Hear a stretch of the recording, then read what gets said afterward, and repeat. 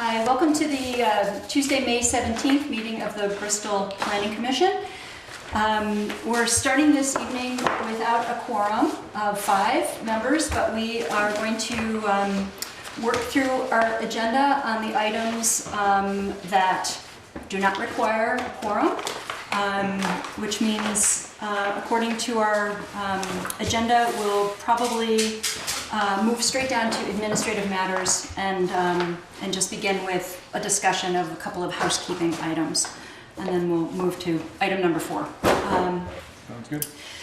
I hope you guys have, I just wanted to touch base on our timeline. Yeah, Chris has an updated copy of it. I might just reference it while I'm talking about it. So it's dated May 10th. It came out in the packet that Eric emailed and mailed to everyone. And it's just, I just wanted to touch base on our progress. We are definitely making progress on our work on the zoning bylaws and regulations, on the revisions. And we're also obviously having some sort of what I guess I would call off Tuesday meetings. So the first Tuesday of the month. We did meet on May 3rd and moved through a review, which I shared by email. There were 3 of us here, so we did not have a quorum there either. Then I then met with Adam and shared our input there, which he incorporated into the version that he sent out to us for Article 5 revisions. It's still an ambitious timeline, depending on how the next several meetings go. I think into June and July we'll have a better sense of whether we'll stay on track to try to get a full document to the select board, who can then have its own hearings and convey to the voters in time for town meeting in 2017 March. Question about those meetings. Do we anticipate how many of them Adam will be attending? I would anticipate our 3rd Tuesday at least. And so this is unusual. So he's traveling with his daughter to go to an internship opportunity for the summer. So he would normally be with us this evening, but because he's traveling. Great. And I think he wasn't available on May 3rd only because I kind of wavered about whether to meet or not. So I don't know whether he'll come on Tuesday, June 7th, and maybe that will depend on the work that we do this evening and what may be happening that evening, which is an additional an amendment on a planned residential development has to be presented that evening. So I'll update this again after this meeting. May I ask a question about June 7th? We've announced that's when discussions of the noise ordinance will be talked about. Yeah, we can do that evening as well. Yeah. Okay. Yeah. How's our budget coming? We have maxed out on our budget. Therese has found within the zoning budget, correct me if I'm wrong. We chewed up a few of my under budgeted items. Yeah. Yes, so Therese has been gracious enough to shift money from within the zoning budget, not necessarily in the line item for our consulting work, to be able to allow us to continue with Adam through the fiscal year. And then a new fiscal year starts on July 1st. That's great. Okay.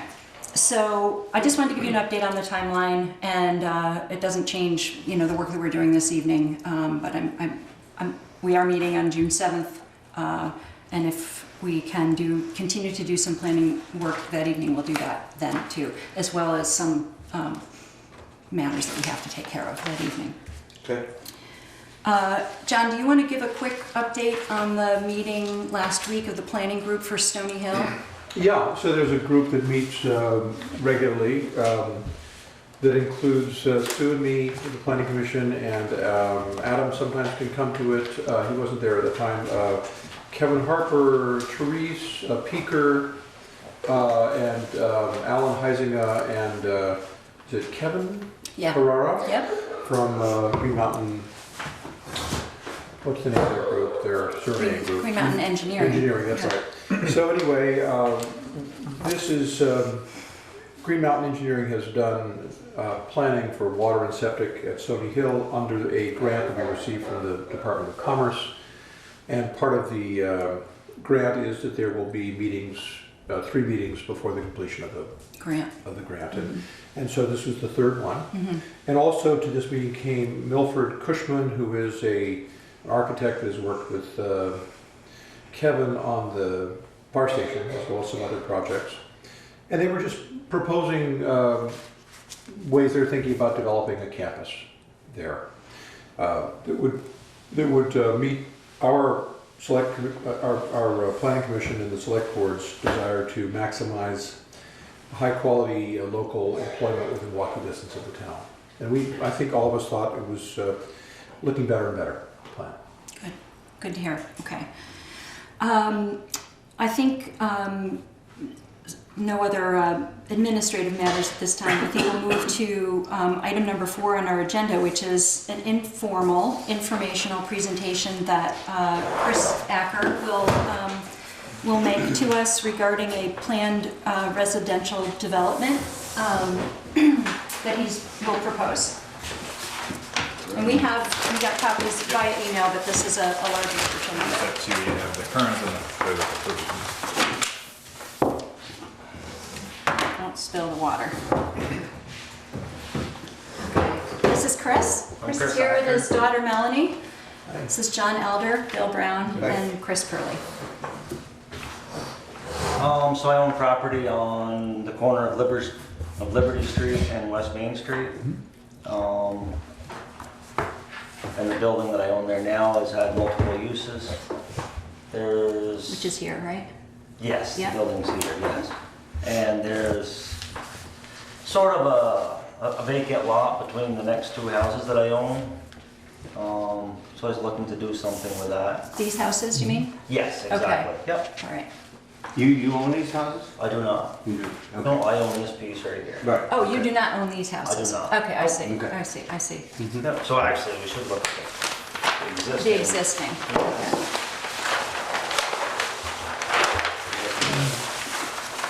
We'll come back to that. So this is the existing kind of vacant lot. At one time, I believe it was 2 lots. It's been joined together sometime in the past. Right. So I'm trying to do something with this. I'm trying to think of the best use that fit the town. It looks like housing is kind of my best option there. So I'm proposing to put 2 duplexes there. So this zone is ROC, which is residential, office, commercial, just so everybody's reminded of that. Which allows for single family, currently, single family. Single and 2 family Yeah. accessory and home occupied by right, and multifamily as conditional. Is this roughly 3/4 of an acre? I'm just roughing it out. I do have the square footage. I don't have to have it with me. 202 here. 20,000. I had done the math. That's more, yeah, 3/4. So 30,520 square feet? Okay, so it's about 3/4 of an acre. Okay. And that's just my rough figure. No, I came to That's what it looks 29,000, so about the same. Okay. 0.67 acres. Okay.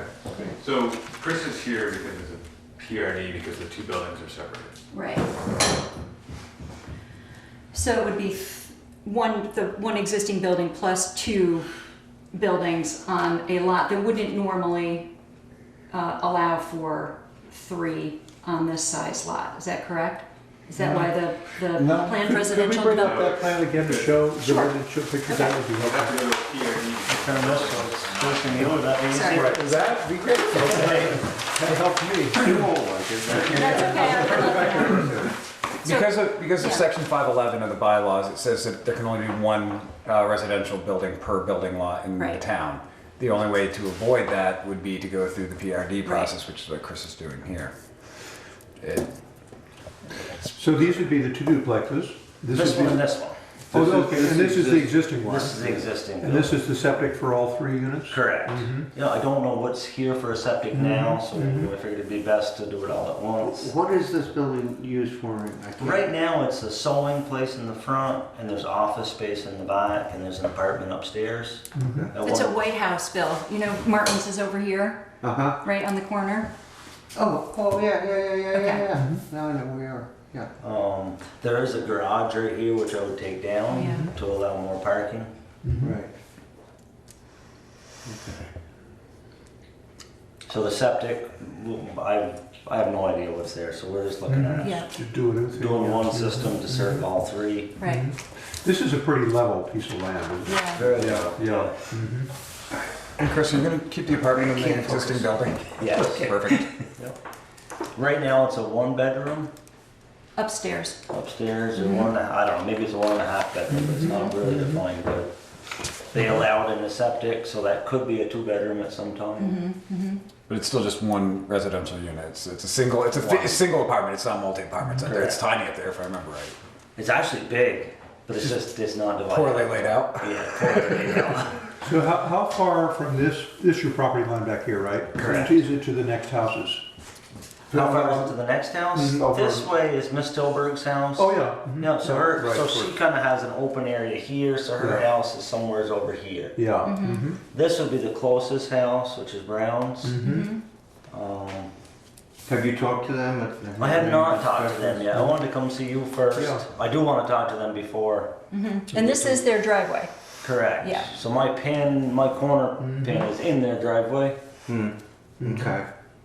The driveway that they use. the driveway they use, which Yes, is fine. yes, I don't right. care. I know what you mean. So where is your driveway into this? It comes from Liberty Street, right across from Martin's entrance. Right. It currently does, and there's a garage right here. There's a barn right Okay. here. So this would be the existing curb cut, and you would continue to use that. Okay. I mean, just looking at the details of it, I don't see really any major snafus here that jump at me. Since it is, the 2 houses would be residential, the And they would Great. each be a duplex, right? and yeah, so I mean, even that, it's still. Chris, I had one question. Yeah. So running the math, I was considering it a multifamily because it's 5 units as opposed to duplexes. And the only reason I ask is because the duplex, you have 6,000 square feet per unit. As a multifamily, you have 5,000 feet per unit. So I was considering it from my point of view as a multifamily. You'd only need 5,000 square feet, which equals 25, 5 times 5. So Right. you'd be well under the limit. If Right. you do the duplexes, it's 30,000, which is right at the limit as well. So Right. I mean, right up the. This is the building envelope, 72 by 32. That's the envelope that we're talking about here, right? Correct. Okay. And here's the other one, right so here. for permitting purposes, I'd be curious to know what you guys thought. Well, I mean, Duplex versus multi. I guess the big question is, Chris, are you planning on these as rental units? I assume? Yeah. That was Yeah. my question. Then- Not condominiums, it'd be rental units. Yeah. Yeah. Then that's multifamily. The housing. 1-floor buildings I want to use are ADA accessible, maybe possibly retirement or elderly. But I don't want to limit myself to that. No. There's a lot of need. There's a lot of need for that in town, though, and Yeah. an appetite for it. Livingston's apartments just filled up like that. So when you each duplex, how many square feet are we talking about in each one? In each one, Yeah. in the total building, or No, just each duplex. each duplex would be like 900. Each unit would be like 900. Each 900, okay. Yeah. All right. Eric, I have a question. So there are 14 parking lots on the northeast corner. Is there any issue about that at a property line? Does that move from a regular garage driveway thing, do you know? Parking Oh, for parking spaces can spots. encroach on the setbacks. So Correct. I think his northern, And the fact that there's a number of them doesn't make any difference? no, because he needs, for a multifamily, it's 4 for every 3, so rounding up, it's 7 spaces. That's what you need. That's what he needs, and he has like 14 of them. And this is, yeah, so there's plenty of parking. Yeah, so the only calculation we'd have left is impervious surfaces, and is it 30% coverage, which I don't think he hits, but we just have to check that. Yeah, I think and he's if that's the under case, honestly, the easy one is to shrink the parking lot. Right. I mean, that's a no-brainer. I mean, you've overdone the parking, which is actually I prefer to see. The It would fill up. yeah, then just to put the settings. If not, you end up with street side parking. Everyone knows you. The parking lot's full next to no Liberty Street's got cars parking on the side of it. So excessive parking here. Nothing jumps out at me as saying this is bad. I mean, I'm looking at the numbers. Eric, what's your question again about duplex versus Yeah. multifamily? Yeah. Well, I'm not sure I understand. there's a density difference, regulation difference. So for a duplex, you need 6,000 square feet, but once you cross over to a multifamily, you only need 5,000 square feet per unit. So it's just a mathematical calculation difference on what you call it. What is the 6,000? So if you look at the zoning bylaws and regulations for ROC, there is one family, two family, so a duplex, and then a multifamily. There's different requirements for each. Okay. So if you're considering it two individual duplexes, then you may need to do the math a little different because those require 6,000 square feet apiece, so 6,000 times 5. If you're considering the whole thing just a multifamily, even though it's separated by land, then you would only need 5,000 per unit. So it just has to do with the So calculation. this 5,000 and 6,000 square feet includes the living space plus area around the building. Is that how this is? Yep, total lot size. Your lot, it's the total lot size. Okay. Okay. Are these trees existing, or is that a sort of architectural, imagine the ones along the edge there? These trees are existing. They're all there. I mean, I'd like to leave these trees here. I mean, there is a few that are gonna have to be cut, which we can see between the plans. Right, but these around the edge, you're thinking most of. These are Because actually- they're on the neighborhood's property. These are on the neighbors, yeah. Yeah, so. But we'd like to try to keep some on ours Yeah. too. Mhm. Eric, do we need another cut in here for fire on, Main Street. on Main? Totally unofficially, no, because we would just park on West Street and drive over Exactly. around Right. the lawn. But for a PRD, you would need the chief to sign off on it. Because I'm just looking at this. But as No. probably if one of those buildings was on fire, theoretically, I wouldn't drive a fire truck in there to begin with because it gets too close. Gets too close to that structure. It's small. We would stay outside on Liberty Street and Yeah. West Street and just drive. Right. The only Hi, other, the other special thing about this lot is it's a corner lot. So for corner lots, they consider 2 front yards Right, and 2 back. So his setbacks adhere to this. It's Yes. 40 feet from Liberty and 40 feet from Main. right. Oh, show me that. So these are It's 2 10 front feet yards. outside. And they have to be Yes. 40 feet? 40 feet from the center of Yeah. Liberty and West. Right. Yes, I see. And Right then there. 10 feet on the other two Dotted sides. line. That's the So you got, that's the one you got there. So Yeah. This dotted here's the line. measurement right there. Have you thought about the architectural, how this is going to look? And I have. I'd be interested in that. Want a picture of the unit? I do. That'd be great.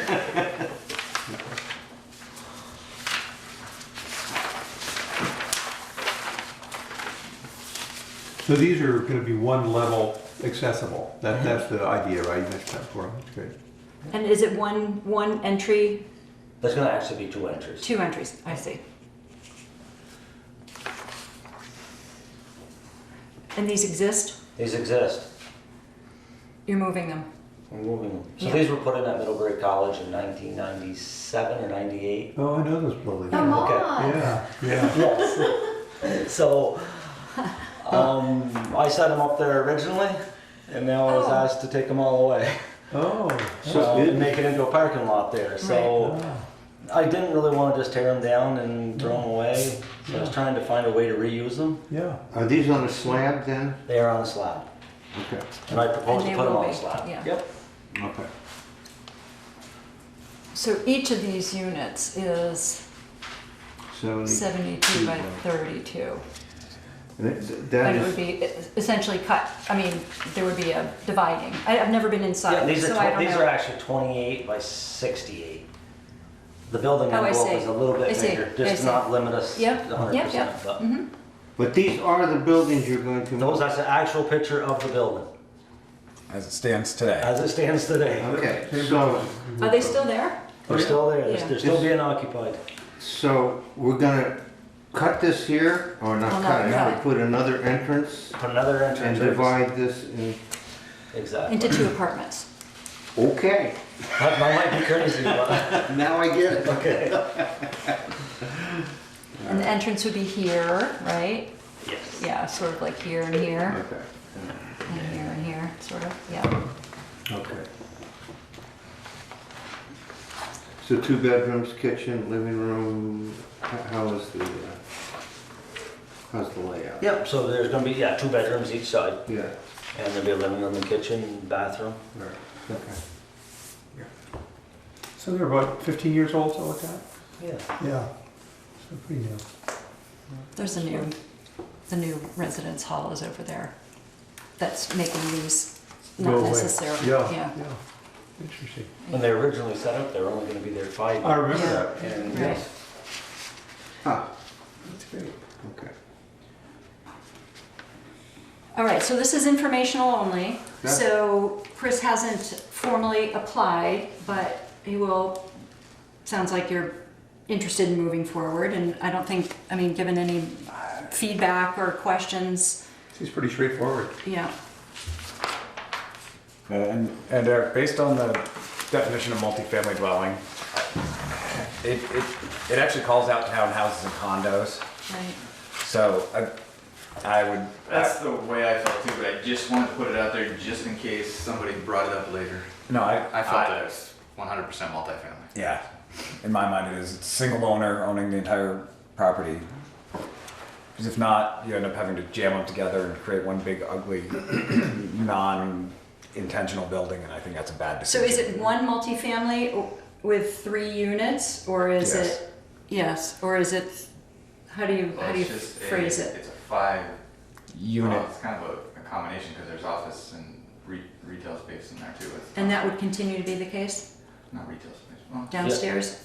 Yep. Yeah. so I'm it's kind of a assuming so, mixed use. depending on, I'd be looking at it as a 5-unit multifamily. 5-unit multifamily. So the retail space will be exactly where it is now? Yeah, gotcha, so, gotcha. unless things drastically Yeah. change and I come back in and, Yeah, you know, good. Okay, so I would just urge you to read carefully the standards related to, let me make sure. you It's have 528. 528, and so you have a copy of that, and you can And go then- over it with Eric. Yeah, we've started our checklist. Good. So Good. the next step, it seems like everyone seems to There you go. Just agree that this it's one here. I in think it's line with the town doable. plan. Yes. So now You the can next only- step will be to finish his application. You with have a copy of this? a more I robust think I actually site have a plan. copy of that page right there. That's Yep, important. That looks Yeah. like it from here. Okay. Not that I stare at these a lot. So, Follow up with Chris to make sure he has all the needed things for the Yeah. formal public hearing. We don't have to Exactly. schedule. Exactly. We'll take a month or so just to get it on the That's docket, right. but- So if it's. I mean, to me, what it speaks to is our interest in infill, in creating more residential opportunities, especially rentals, especially reasonably priced or smaller rentals, to sort of complement larger or more expensive rentals that are available in Bristol. It's certainly in line with our interest in density within the village planning area. Bill, you came in a little bit late. We're looking at a possible plan. Do you see where it is on the lot across from Martin's? Over here on Main Street. Here's the existing house, and this is where the 2 proposed duplexes would be, with parking off of Liberty Street where the curb cut is already. And a septic there. Septic. Yeah, to serve all 3 buildings. This one has its own currently, but it's unclear. And so that would be replaced and hooked to this one, serving all 3 buildings. Okay, okay. Anything I need to do different with the plan, anything? Well, I can't see how you would rearrange it, and I think actually, you know, I mean, this would be lawn area, yeah? And there, you know, is lawn area there now, and not that that has to be preserved necessarily, but I think this is a good use of the lot. Yeah. I don't have any, I think so too. I think it's Issues very about it. logical too, just in terms of this, you've got a lawn area that serves all three houses in terms of green space as well as the septic. And then they're up against the edges of the property, so I think it's pretty logical. And for me personally, if we're gonna infill, I like the, the fact that basically the frontage stays wide open, yet we're increasing the density Yeah. basically in the backyard and not putting the parking lot in the front. I mean, it's all, Right. the parking lot's behind. As you drive down West Street, it's still a big wide open green lot with just a couple new buildings in the back. And I think it fits into the existing structures to the Brown's house next to it. It's very similar in structure and motif, so. Nothing jumps at me, Chris. Like I said, this looks good to me. I'm just myself. I'm not speaking for everyone at the table, but. I mean, this is certainly becoming a more busy area, you know, with the firehouse across the street and this discussion of a business park that would be, you know, sort of up here and back there. Pretty close, yeah. Yeah. You have a couple of other, at least one or two other houses here, and then the rec field, right? Correct, Yeah. The Browns and the Shepherds, right? Yeah. That's all there is. That's to right. it. That's right. That's right. With the animal hospitals, what was there? That's further down. That's, yeah, That's it's past the the rec rec field club. technically it has that, and then the animal hospital, and then the Right. Legion parking lot. Well, the Legion owns that now. Yeah. The animal hospital, yeah, they own the animal Oh, they hospital. do, okay, Yep. know that. So, no, I think it's great. Yeah. So Thank I you. talk to Eric to get everything Yes. set for the Yeah. next. Yeah.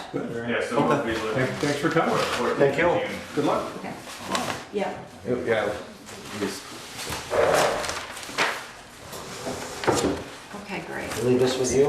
Yeah, I'll leave it. There. There. and he's the keeper of the maps. We don't keep maps. So I'll just give you a call tomorrow. Okay. It looks like it'll be 14 days. Do you need a cookie? No, thanks for asking. Good to see you. Get everyone going. Okay, thank you. Have a good night. Thank you. Thanks, guys. Thanks, Melanie. Okay, we can do Back to the beginning. a couple of different things. We have 5 of us. We have enough, we do have a quorum for our organizational meeting. We do have a guest who's observing us this evening. This is Anna Daler. We do have an opening in an open seat for the Planning Commission, and I had postponed our organizational meeting in April because we had an opening and we had a sort of late breaking news of our opening. We could do that again, or we let's could do it proceed with having our organizational meeting this evening. We have 5 of us.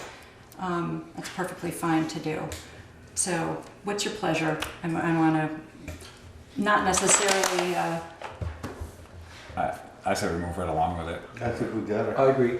because we're coming into summer. Honestly, getting more than 5 or 6 of us is going to be hard anyways. So. Don't say that. I'm just being a realist here. You know that. February we have good turnout. July it's awful sparse. Sun shines and it's hard to come here. Lives get busier.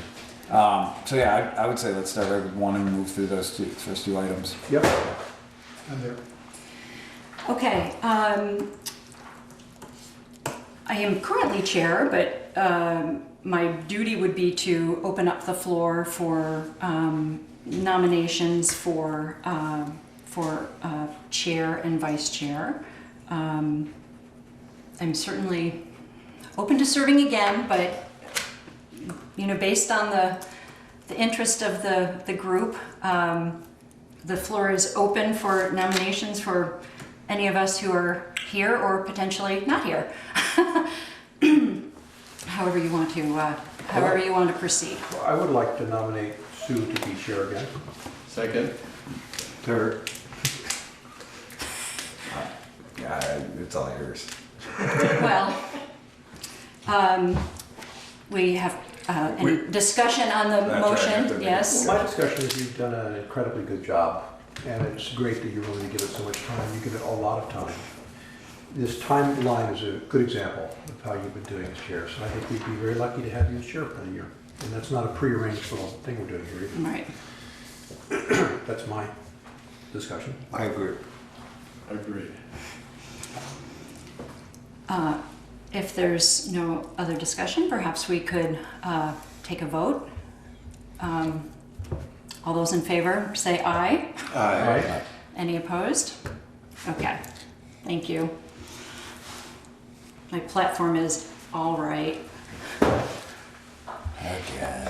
As for the vice chair, which is Yes. me or assistant chair, I would like to say, I will only be on the planning commission one more year.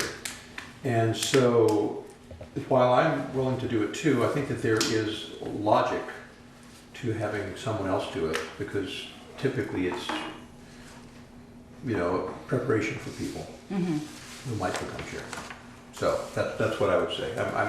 I'm happy to do it, but I think there's a logic to having somebody else do it. So. Well, I disagree with you. I think you should be the vice chair, because I think you've been intimately involved with all of these things that are happening over there. And anybody that is wanting to be vice chair can scrupulously look at you and write notes and get ready for the year. So I think you two should be doing this. I'll second that. Well, I disagree with your theory of it should be a building block for someone. I feel that you've done a great job at it. If you truly leave in a year and you don't, at that point, that's the time that we will look at a building block. Another member who's been active, and then I feel strongly that you've done a great job at it, so I'd like to continue. Well, as I say, I'm totally willing to do it, but I'm totally willing not to do it too, honestly, so. Okay. I'm going to make a nomination to nominate John Elder as vice chair. I second it. Okay, any discussion on the motion? Hearing none, all those in favor say aye. Aye. Any opposed? And since there are 5 of us, we needed to all vote in alignment, and we did on both of those. So, thank you. Okay. I don't think we do. I think we do for a quorum, and we only have 5. Yeah, this one of us. With a missing seat, do you mean? Yeah, it's weird. I don't know. We have to look at it. Okay. We don't address that in our policies and procedures necessarily. Actually, we do. Sort of. So do you want to, we should look at that. And also Therese asked if we would review the conflict of interest policy for the town. This is a good time of year to do that. Do you know that they made any modifications to it since the last one was published? No, they haven't. I have a copy of it, and it was the one that we received last. Actually, it's date. All right, so it's the memo to us is dated May 2016, but she refers to April 23rd, 2012. Adopted the attached policy. That's what I thought. That's what I was thinking, it hadn't changed in several years. Right. Just making sure. I was like, that's where I was confused on like the memo date and the adoption date. Right. Just make sure it's the same Right. document. Okay. And it's our policies and procedures document. We did not make any changes to it last year, which is why it's dated 2014. It's a good document to have. We do refer to it during the year. It lays out our mission, our membership, references state law, our open meeting law. We've been really good about posting our agendas ahead of time, posting our minutes immediately after, keeping good records, keeping all documents that we use in our meetings. We use Robert's Rules of Order, maybe more emphatically when necessary, fairly loosely, usually. Right. So it does address it says any action must be taken by concurrence of the Right. majority of the commission members, not the majority of those present. Right. So you So that's do fine. something, you always have to have a majority. Yeah. Whether you change your majority because you're It's only an 8 versus 9. eight-member body. 5, I guess, is still a majority True. So everything has to be unanimous tonight. So If we make. guys are like a team. We are like a team. Would anyone like to propose any changes to our policies and procedures? No. No. And if not, we'll keep moving. Do you have anything you want to change? I don't. I think they were pretty well That's what I'm saying, done. unless We you- tweaked them a year after we created them. So unless you had something as chair that you see, and at that point, just bring it to the Right. commission and we'll review it at that time and proceed from there. Yeah, we can do that at any time, actually. Okay, good. Thank you. Let's look at our minutes from our April 19th, which was the last time we had a full meeting, a full planning meeting with Adam, and May 3rd, when we had a smaller group in which we did work. We did not make any motions during that meeting. So let's start first with our April 19th minutes. I vote we approve them. Sorry. Any discussion on our April 19 minutes? I have read them many times.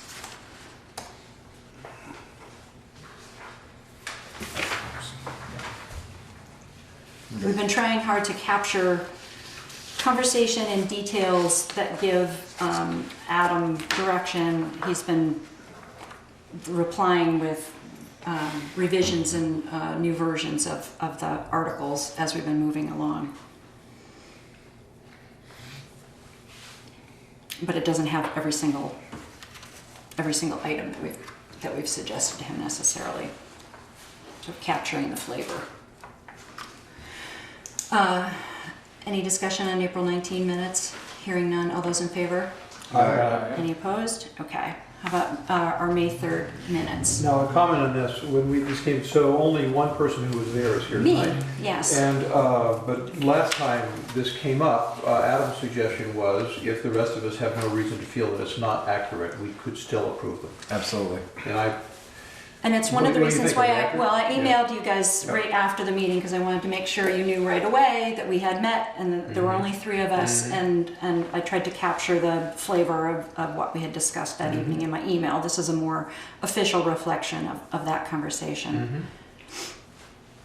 It was the first time we had the chance to look at this draft of a preface that Adam has proposed to us, and we'll look at that tonight. So I would say if you wanted to propose it for approval, then that would be a basis for the rest of us. Okay, Please, you well, know, give it I will us. make the motion to approve the May 3rd minutes. I'll second. Thank you. Any discussion on the May 3rd minutes? I Hearing, believe that they must be accurate. thank you. Awfully official. Thank you. Hearing no discussion, all those in favor of the May 3rd minutes, say aye. Aye. Any opposed? Okay, May 3rd minutes are passed. Okay, let's move to item 5, which is our continued discussion of our work on revisions for the zoning regulations. Adam isn't with us tonight because he's traveling with his daughter. Normally he would be here. So we did not have him on our May 3rd meeting, and this is unusual for him to not be at a planning meeting. But he worked very hard in between meetings, and I wanted to review a couple of things in some particular order. So one is that at our last meeting, where we left off altogether, not the May 3rd meeting, but the April meeting, we had been looking at Article 3, the revision of Article 3. And Bill, I have an extra copy if you want. You do? That'd be Yes. nice. Actually, no, I don't. I haven't. okay. All right, I have an extra copy of another item that we'll look at, the Article 5. It's not that. It's the Article 3. Computer in the car. All right, okay, all right. We left off, we had been looking through Article 3. We had gotten through the section where we talked about, where Adam proposed the conditional review, and then he introduced to us a new section that would cover site plan review. And we finished up that evening in the middle of that, expressing some concern with text that he had presented to us. And so at the May 3rd meeting, Skimmer and Katie and I took the opportunity to go back to that and look at it together. And the three of us agreed to recommend to Adam, based on the input from the meeting at our last meeting on April 19th, to ask him, and I'll point to that. So it's not the document that he gave to us. I think it is that one. Let me see. Yes, it is that. Okay. It's starting from section 1. So we can You look wanna at start that at the now. beginning again, or what would you like? No, to do? I don't want to start at the beginning again, but I wanted to let you know that I had conveyed to him, and I'll try to find the page if he'll bear with me for a second. Okay, it was on page 40 of the Articles 1, 2, 3, and 4 document that we were working from at our last meeting. That's the one you and I just agreed, Yeah. page 40. Page 40 on my version of it. Is it on the same on yours? No. Okay. Mine just goes to page 30. Okay, so it's section 394. Right.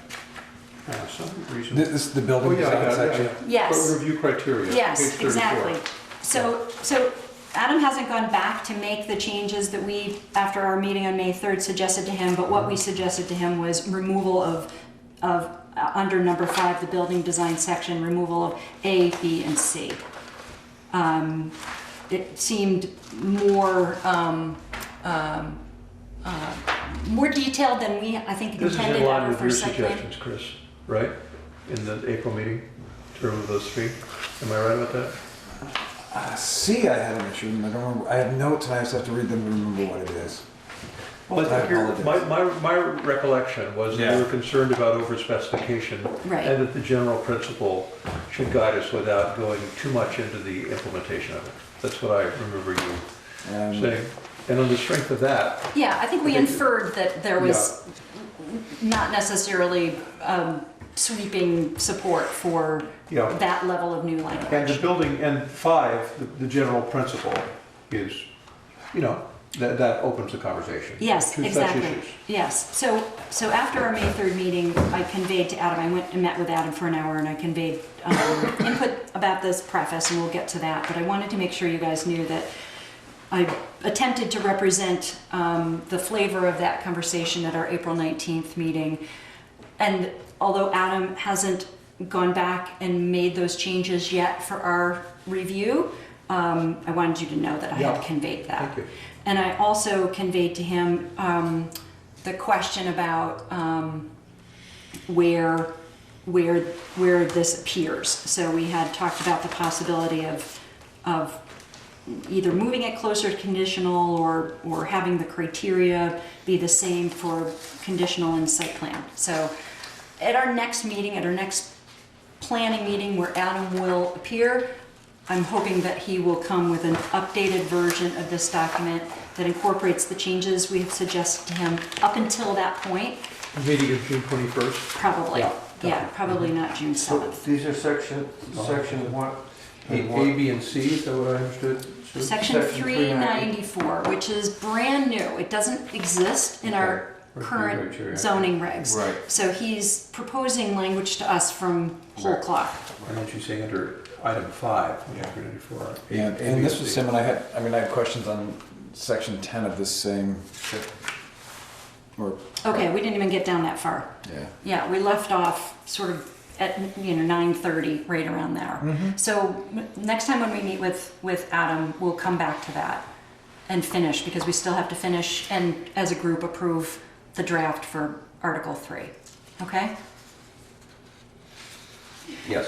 Okay, good. All right. So let me look at my notes. The other thing I wanted to share was the draft preface. Okay. Yes. So one of the points that I tried very hard to make at our last meeting that I think we're getting a better sense of was Adam's intention to help us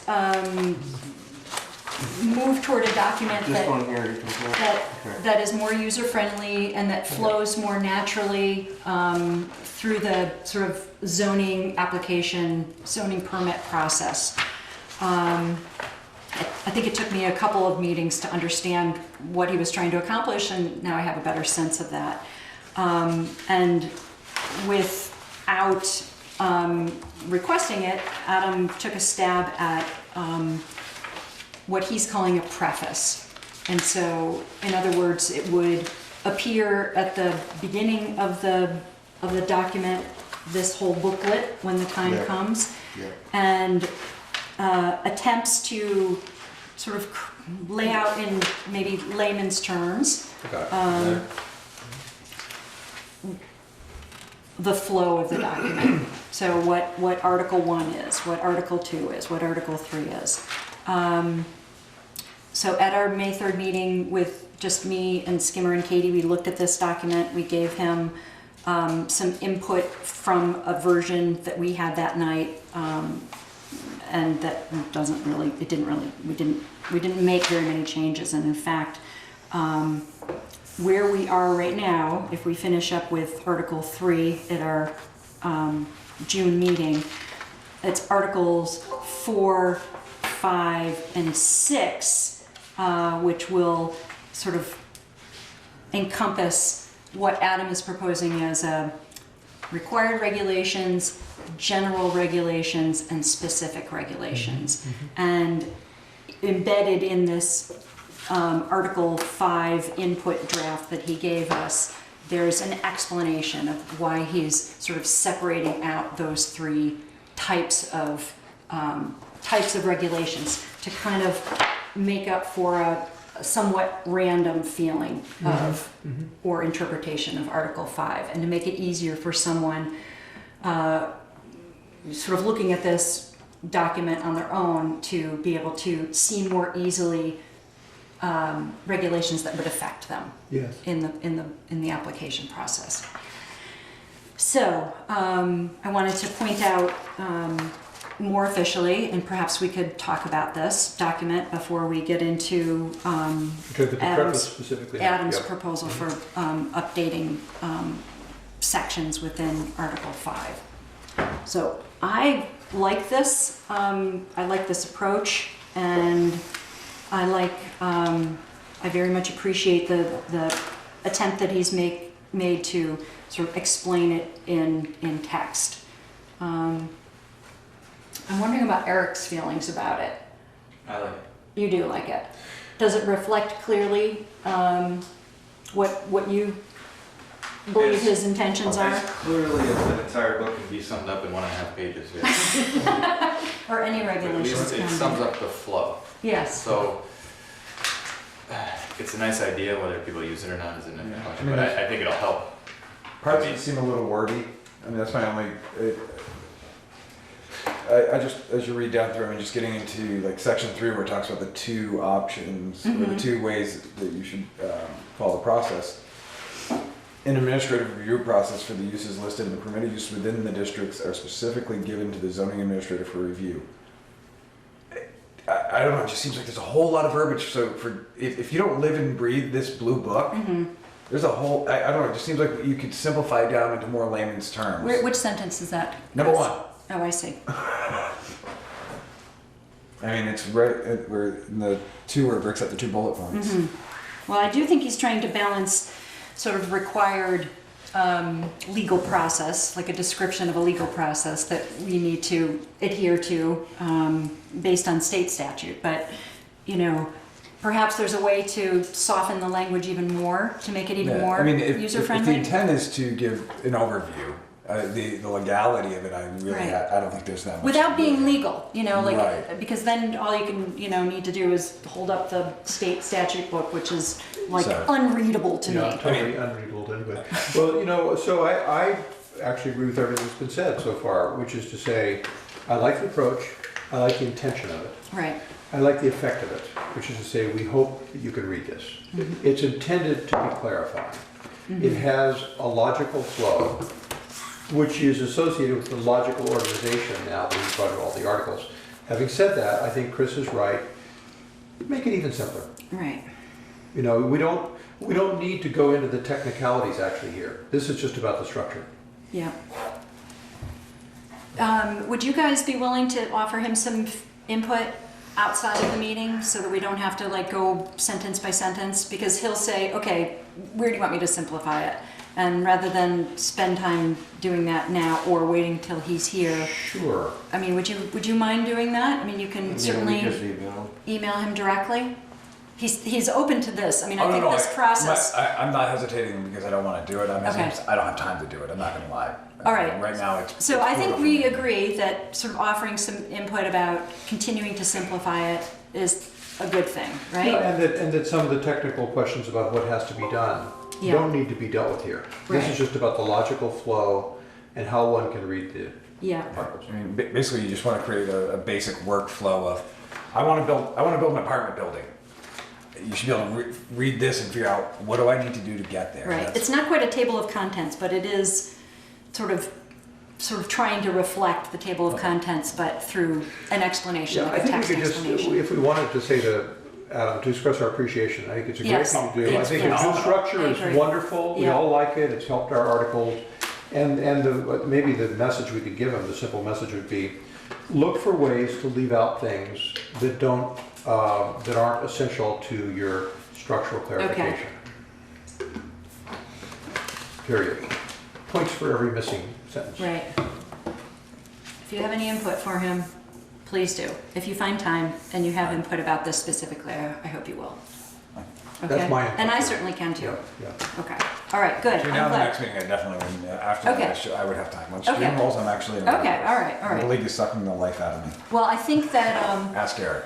sometimes, you know, I think that this review will be really important tonight. I think we're making great progress with Article 5. There's going to come a moment where, you know, I think at the next meeting, if we can finish Article 3, if we can agree to Article 4, You're talking about the June 7th, the June June 7th, 21st. the June 21st, if we can agree to Article 5, essentially, I mean, this review tonight is important, and anything we do between now and then is really important for Adam too. Yes. We can even talk about it at our June 7th meeting. There's gonna come a moment where we're gonna have a more full draft. Now, we still have to talk about solar. He did not include that in his Article 5 update. We need to talk about parking. We need to talk about noise.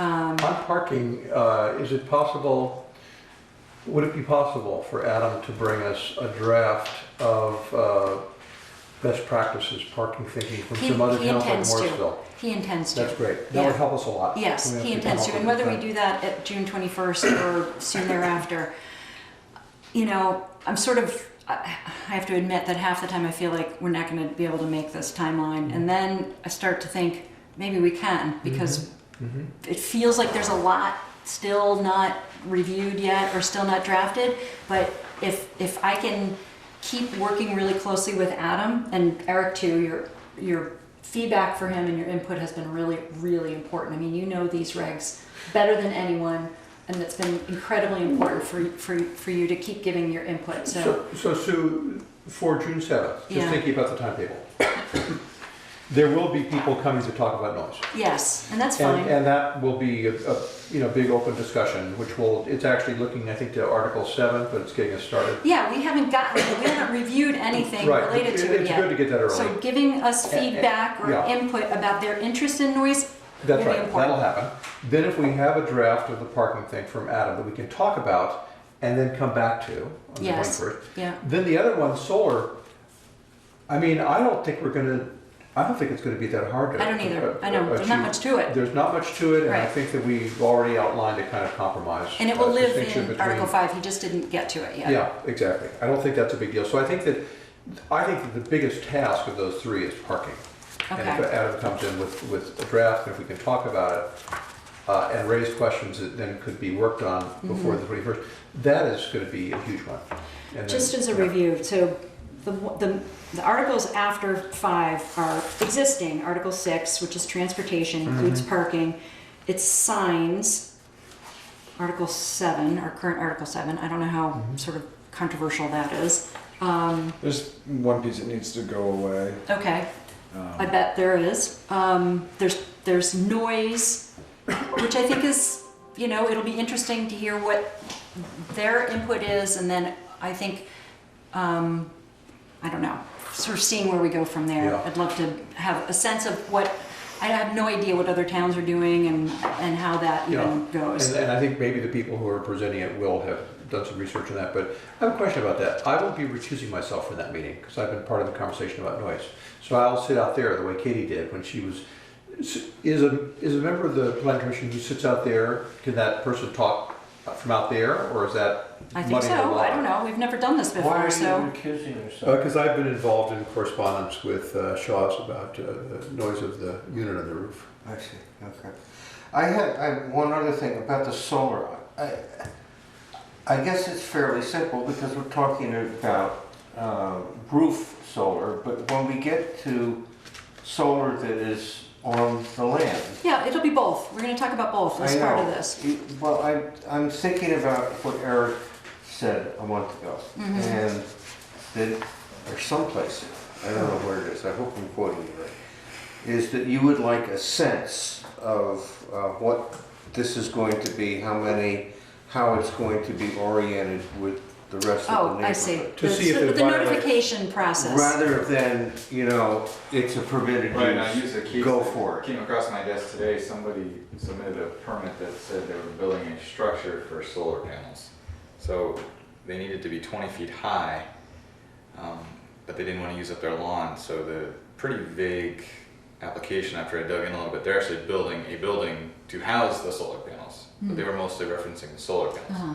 So they had things too close to the boundary, so we had to pull them back apart and say, well, you're building a structure first, then you're putting stuff And on you the need a roof. building permit for And that. a building permit. So Right, okay. it was just like, we cleared it all up, but it was just nice for them. If they had just gone out and built it, then there would have been issues. Right. Because if they just had thought, solar panels done, But I think my thinking is that you, as the zoning administrator, should have the ability to take a look at what these land-based solar panels, I mean, I know they're permitted, but yeah, I mean, that's the. So that's the issue that we've been talking about, how do you encourage notification of the zoning administrator so that this person can offer input and feedback about someone's plans without requiring an application that would normally require a fee, etc. I think we actually made a lot of progress in that conversation. I do where, too. Where basically, And I think Adam heard our I input. think so, and I mean, Eric's basic point, as I understood it, was maybe the solar is permitted in all these cases, but all the applications on the land with relation to boundaries and so forth are not necessarily. There are zoning issues that come in, so we have to have the conversation. So I like that, whereas I don't see that there is a need for notification on the rooftops. No, I the think roof we've seen seems that. Right. So I think that seems, I think we agreed we've to gotten that point. at the last meeting too. That's good. Okay, All right. okay, are we good? All right. Good. So if you just look at, I'm just trying to give you the spectrum here. If you look at what's still left to do, these are kind of funny smelling and looking. I think the only thing after noise is flood hazard, which I'm going to completely rely on Adam for. Yeah. And then we would be finished with a first overdraft because We still have to deal with existing, the Downtown. it's now in, it's I like that we in moved two. it back up. Yeah. So we put that into 2 and we put number 10 into 2. So we have folded in. Now, do we need But you more didn't- language on flood control? Where do we stand with that? I don't know, but I don't want to get into that Well, right no, now. the reason I brought it up Yeah. is, if we want, I'm not saying we have Yeah, to, yeah. but if we're trying to make the most of Adam. Yes. So he's gonna bring us some language on best practices, new best practices Yes. for parking from like Morrisville. Maybe he could bring us some language for best practices on flood control Yes, too. So Yes. that we would just have that, so we're not sooner trying rather to than later. imagine how it would go. Yes, all right. How about in June, we can at least ask him to give a sort of a broad sweep of what he can provide to us over the course of the following 6 weeks that would And inform this specifically process. with examples of language that Yes. has been successful in Yes. towns that have something to do with it. Yes, yes. Great. Because with the flood zone, you want to be cognizant of the fact that there is an additional chunk of reimbursement that we can get if we put Yeah, additional parameters. Right. Basically, no building in a flood zone. I know. Yeah. He's He gonna, knows that. he knows so- that, right, and he deals with this with other towns in Madison County too. Okay, all right, good, all right, how's that for an overview? Good, doing a good job. Oh my God, keep going. all right, here we go, Don't slow down now. all right, so, Article 5, all right? Yeah. So remember, we have to come back to Article 3 and 4, but Adam asked for input from us on any section in our existing Article 5 that any individuals wanted him to look more closely at, or that we wanted to offer input on. Whoever EF is given Adam a lot of work in this one. Boom! Eric Foran. I spoke to him on the phone for a while, so him and I went through and put Oh, it okay, on. good. Now this, you have not missed your chance. If your initials are not here, No. So I have a question. you've not missed your chance, but it's gonna come soon, so, I can offer input along the way. all right. I mean, I'm comfortable with most of what we have in these, in section 500 as it is. Yes. Or section 5. Yes, So Article 5. Article 5. And Okay, so let me make sure everybody understands what we're doing. Okay, so Adam has given us, I don't want to use this one because it's hard to read. Hang on. And I took notes. I do have an extra copy of this if anybody wants. Are we gonna And work one these? that has color. Bill, do you want to use? Okay, Okay, Let's call it. all right. thank you. Okay.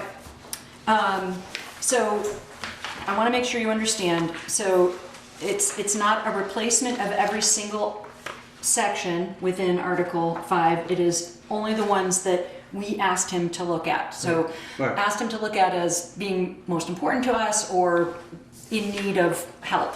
Question Yeah. for Eric.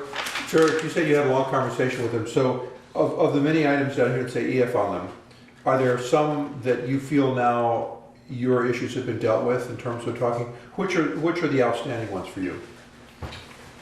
Meaning, I don't mean to put you on the meaning the spot. most important? Well, no. I mean, for instance, if he just talked with Adam for a long time on the phone, did. raised all these issues they've been dealt with, And there. I don't think we need to talk about it anymore. 'Cause So everything's- Eric, let me ask you, do you feel like your interests were represented in Adam's new draft? Yeah, Well, I read a lot looks- of my name was next to clarity, combining a couple things. Yes. I had some issues with things that seemed to be in a little vacuum there, like for example, service stations. Yes. If you were, and whether you tied them back. So my recommendation was if you want to build a service station, you're going to look at the zone you want to build it in. You're going to see that as a conditional use. Then I wanted a little asterisk saying, go to section 5, blah, blah, blah, because that has very specific things about service stations in all those zones. Well, that thing lives in section right now, but there's no tie back. So if Right. you don't know it's there, you don't go to look. Right. So this is for the guidance of the person who wants to Right. permit. So he doesn't. Yeah, and even for Eric. He didn't give us Oh, okay. new copies of the, right, I sometimes forget about it. So he didn't give us new copies of those district ones, but I'm hoping per our conversation that there'll be some kind of notation there to Yes. look at that. In So the those, use those table? are the only things that haven't happened. Yeah, in the use tables, you Yes. mean, yes, okay.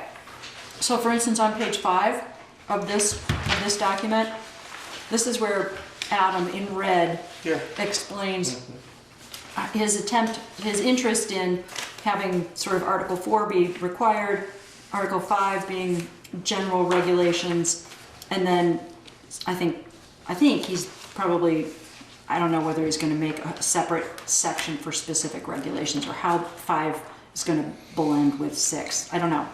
I have to talk to him about that. I'm on page 5.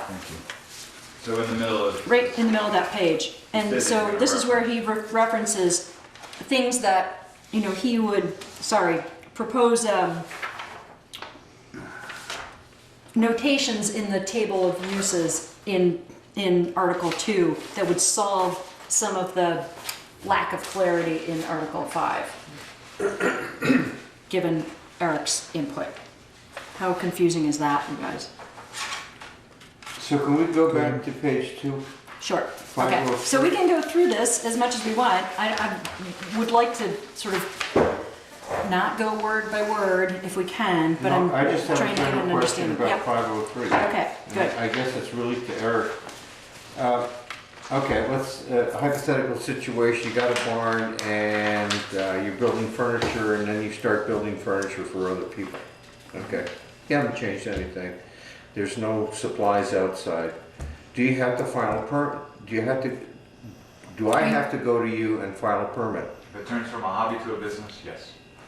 Okay. Meaning, With no structural changes, correct. No, sir. Change of use. change of use. and is it Well, I when mean, money changes hand? When does it become a business? What's the trigger for that? you save money, but it could be bartering if you're. Okay. If you're making a dresser for somebody and they give you chickens, I mean, it's the same. Okay. It's a fine line, and we see this all along the spectrum, and this is why you guys created the home Okay. business. Yeah, People will start in their one back bedroom, then they go to 2 bedrooms, then they go to the basement, then they go to the barn. And at what point, there's always a point where you go from home occupation to the business where stuff starts to Right. spill outside, and then the big one is going from a home occupation now to an actual business, where a whole different set of things.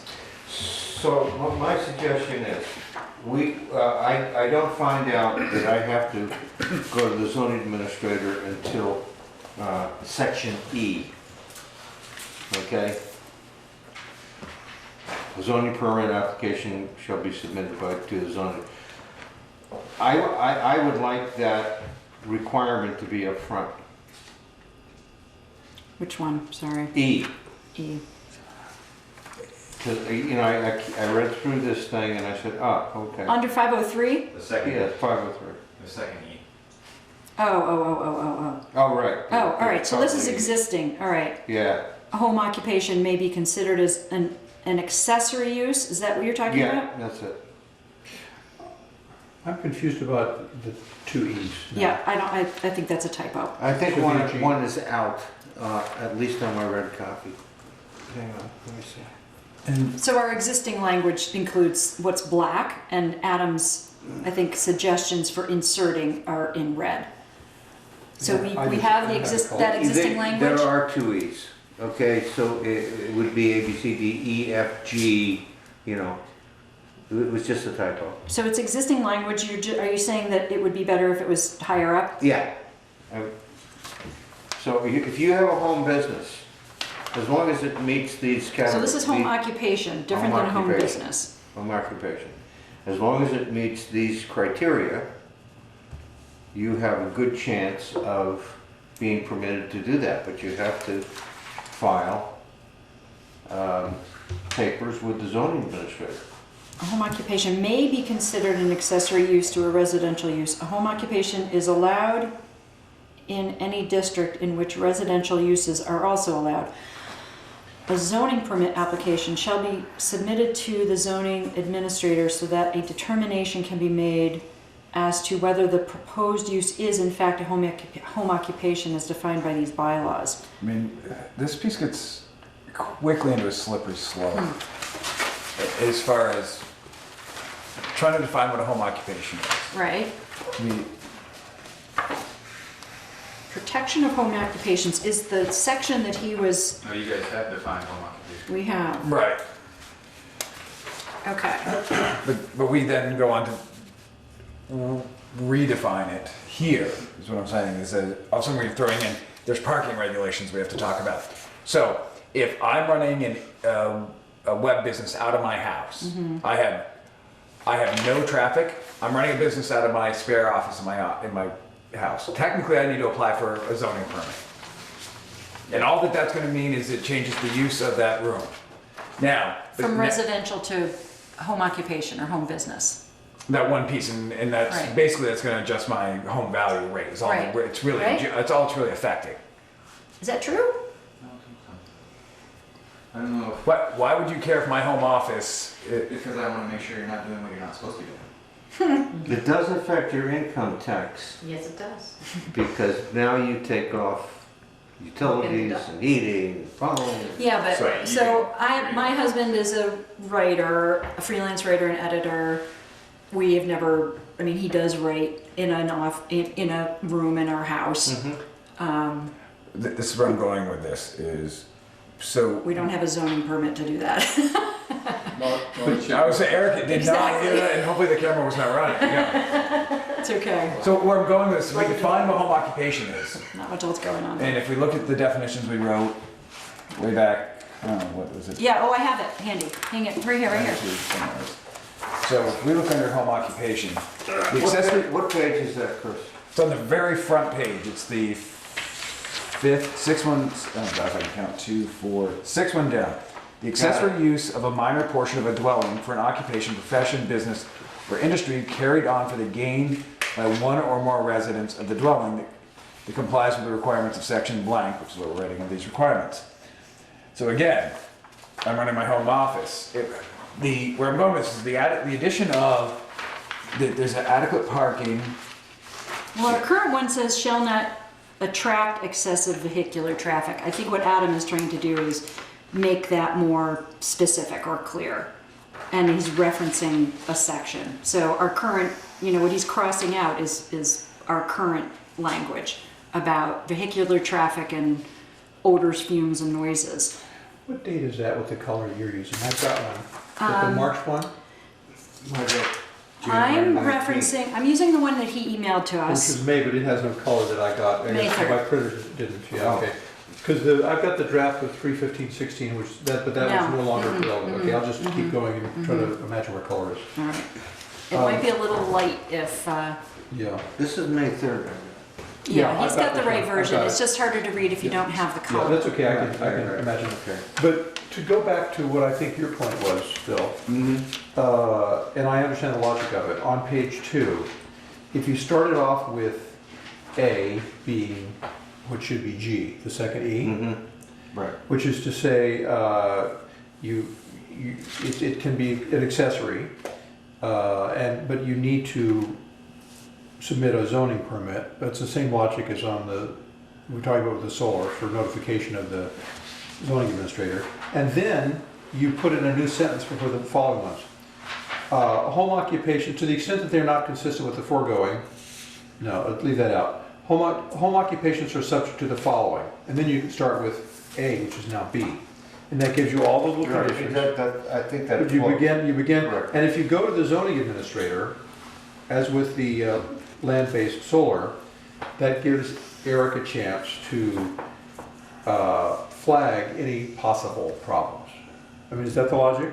I don't think Adam's made any drastic changes here, other than Just read to. through it, it's basically the same.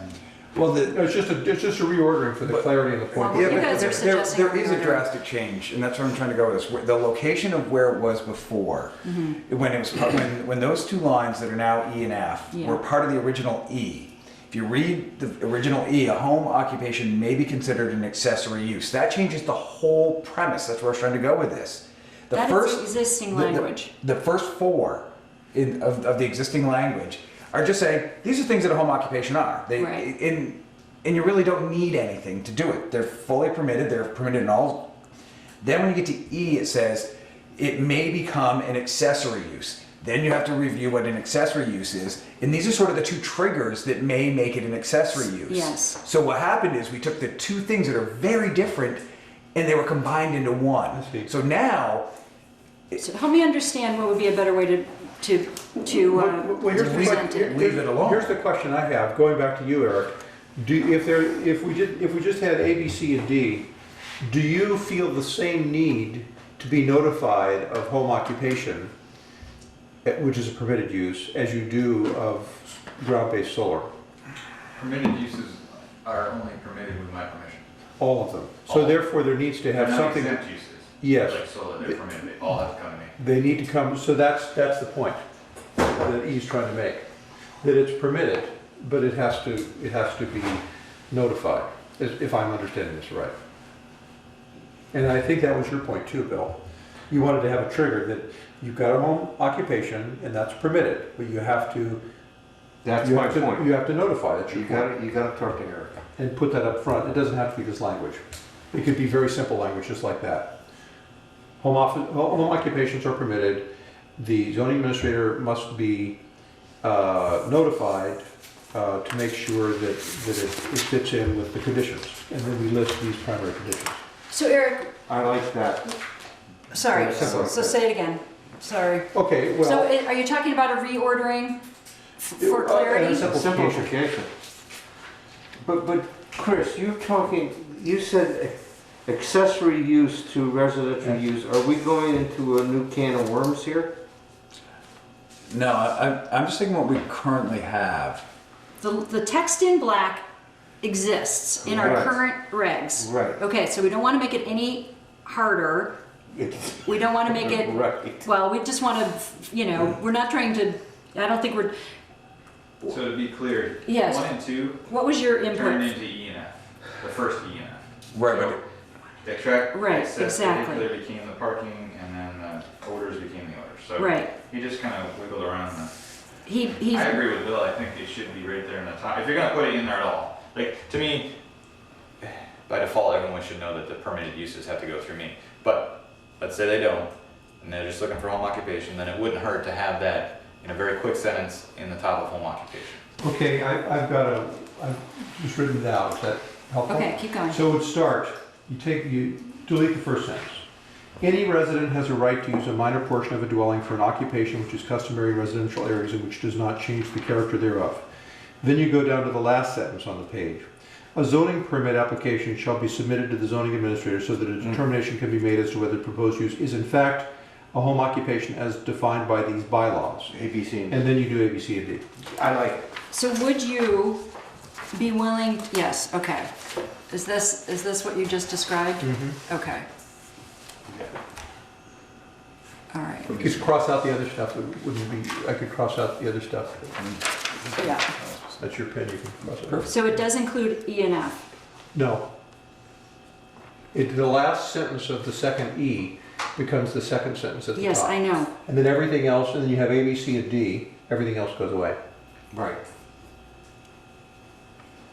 It's just a thought, it's a simplifying. I like it. Get rid of all these caveats that are Yeah. placed to you, saying Yeah. omit all Go this through D. crap. I think we still have to have the I think vehicular, that's what he's trying to do is include language, we currently have language that says we shall not attract excessive vehicular traffic and shall not produce odors, fumes, and noises to the extent. He's writing it more consistently and clearly, I think. I don't think we should get rid of those. So keep E and F, but not the Yes. second E. Get rid of the second E. The, Okay. the original E, again, the traffic and the odors issue was are a subsection of E. So they're not it's not like it goes A B C D E 1 2. That's not how it 1 and 2 are So then are those should section. move up with that, then are you saying it should move up with this, with the, by moving the existing E up? Okay, we're gonna give this 60 more seconds and then we're The moving on. second line of I'm the done. existing E. I think it's that. And if you're willing to give Adam this input offline, that would be great, because we need to keep moving. Well, can I just give it to Eric right now, or to you who'll talk to him? Mm-hmm. I mean, As long as it's clear. It's totally written out, Okay. no extra words. Plus, we eliminated some words. Well, I'm a little uncomfortable with this. Okay. So what is our sticking point here? It feels like any kind of business that a person does from their home or work, Correct. any kind of work, would require some piece of paper from the town. So we have an existing regulation that calls for this. It's the same Adam thing. hasn't added this. Well, the way we're defining it here, theoretically, anybody who works on their laptop could be covered. That is true. Is that what you really want? No. That's Then let's find a way. So this section is called Protection of Home Occupations. We have a current regulation. It's a state statute. Well, That's what it calls. the state, Let me, so what I have concerns over is that we have a very long definition of home occupation, which entails other things. that are in here. So you now have two places for people to look. They go define what home occupation is, and it's not these things, but it is these things, but it can't have retail. Okay, so all right, now you go over here, and there's some things over here that you can do, and some things you can't do. So it's like two different places where you have that current rules. definition that has like the 80 uses in it is gone. I know, but Our new one the is- only one that, does it talk about the sale of retail? Home occupation says the accessory use of a minor portion of a dwelling. This is the proposed definition for home occupation. Accessory use of a minor portion of a dwelling for an occupation, profession, business, or industry carried on for gain by one or more residents of the dwelling that complies with the requirements of section of these regulations, which would be this. Okay, so then my point would be that you've now taken out anything that says, I understand that I mean, what you similar can't to do this is- or not similar to this, those I can do because they're too weird, but there's one that specifically says no retail. Right. And- You've and- taken that out. Yes, and honestly, that was a protectionism of the downtown that has been a huge fallacy since the 80s.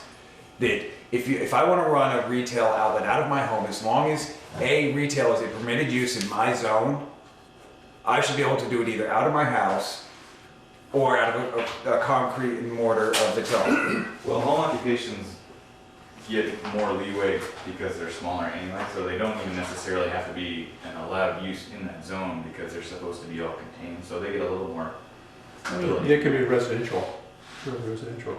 So, I mean, that's the intention was to take retail out, and I'm fine with it. I That's mean, kind of and part of me, and just my soapbox about that retail piece, as you drive around New England, you drive to Maine, as you drive along, all the little antique shops and things that people have out of their homes, that had some really cool character to rural New England.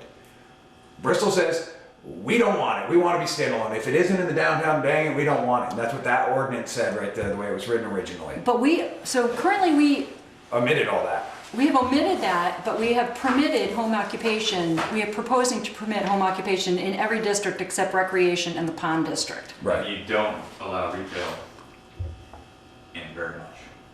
So a lot of little shops that come under home occupation, so a minor use. So I'll use, for example, the sporting goods store down 116. Right. Retail's not allowed. He's a little bit bigger than he's supposed to be, we're keeping an eye on him. But he started as a bow manufacturer, but now if you pull that retail exclusion out, he's good. Anybody that can put up a minor portion of their house could build a store. That's my own. And if that's what you Run a want, store out of their house. run that store out of the Run a house store. because there's a minor portion in there. And then there's only 2 people and it all has to be inside and nothing outside. So they could get stores like that, So any house in any district. So in our current definition, it does not allow retail, Only as a, minor. not even a minor, a small portion. Okay. It has to be inconsequential to the original business. So we always use a barber shop selling hairspray, something like that. It can't be somebody that just sells hairspray. Or if somebody's making jewelry and they sell a little bit of it, okay. But they can't just have a retail store. So that might allow wiggle room for more retail to pop up in more spots, and I'm okay with that. That's obviously your choice, but I just want you to know that if you take that out, that's what we'll. we've Okay, run but that's a into that. whole other issue. That's not even this. You're talking about the definition. You've taken it out of the definition, I know. so should it be in here? You've- Okay, that's your question. Did you ask that of Adam? No. No, okay. He's Is that asking something the we boss. should ask him? No, because we were just reviewing this, so I don't, if you guys consciously took that out of the definition. Okay, that's so the decision you made, then that's- I am going to, so Bill, I want to not skip over what you said. We have I think our proposed definition is simpler.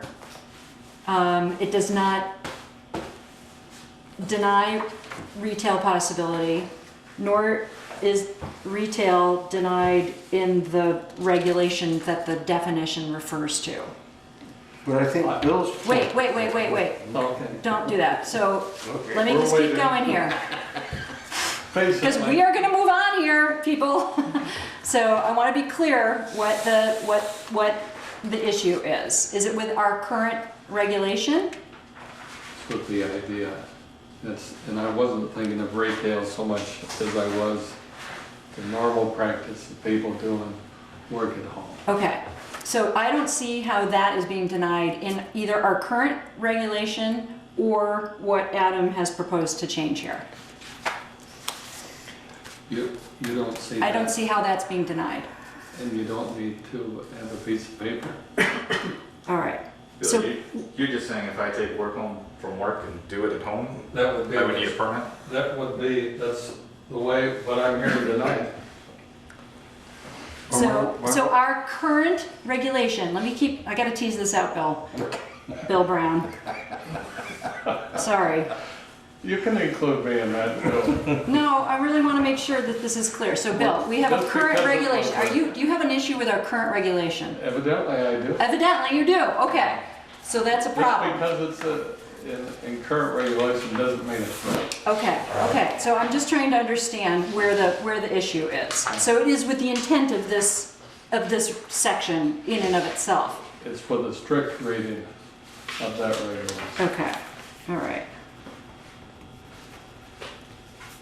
And what I'm suggesting is that I think we could all agree that there comes a point when enough business is being done out of the home that they should come to see her. Yes. I But- agree. But I want us to find a better way to Inc. Identify that point than to simply say everybody has to come no matter what they're Okay, doing for work. okay, all right. So, reading the home occupation definition, it basically says, as long as you're using a minor portion of the dwelling, you can almost do anything you want. Mm-hmm. Like, there's no tie back to all the perimeters you put around the districts. Yeah. So when you Correct. pulled all that, a dressmaker yes, a bookmaker yes, a slaughterhouse no, it seems like you've lifted all that away, and if it's not in this section, then to me, as a zoning administrator, I'd read that and you could build whatever you want. Yeah. Like, we had a big dilemma about a brewery. Did it fit in the neighborhood? Because there's kind of this litany of things that it could be similar to and then not. And so it made it, but now you've taken that list away. So I think So that's if a good somebody comes thing, to me and says because they you want a can't smelting list operation. everything. I mean, we have this whole thing about the biomass plant. You can't imagine everything that could possibly Right, be But Eric's included making or the not. opposite point. So Okay. we need to tie it back into the districts itself, I would almost. So our home occupation definition is much simpler now. Our proposed, I use much more wide open. So if somebody came to me and says, I want to make a smelting operation in my garage, as long as it's a minor portion of his dwelling, even though it's not allowed in that zone per se, I might have to allow it. which is Because- why, you know, odors, fumes, and noises would stop that from happening. Could be. Could. And So the issue is still, what's the trigger point? So being more clear about the trigger. So how can one? Can I pose that question to Adam? Sure. Okay. I don't think he's gonna have a good answer. It's gonna be a gray area, but we should try and find it Okay, nevertheless. okay, how do we feel about that? Coming back to that. I mean, I can give him that input. I think it's good, and I think it's good. I think it's been a good conversation. The last exchange with Eric does make me think that, as you were saying before, we should keep items E and F, because that restricts X too. Because one of the logics is about the smelting operation. You too, I love that idea. But to have to, you know, It could happen. if people could smell it or hear it, and that would be. it has an impact on the neighbors, that is a reason you can't allow it, I think. There may be a fire reason not to do it in your house too, right? I still think that's a You could do it in a garage. All right, so I'm making a note that, given the sort of more simple or broad definition, proposed definition, we may need a more clear trigger point in the section, in the regulation. Is that Fair enough. fair enough? Okay. All right, good. Phew. As imprecise as that may be.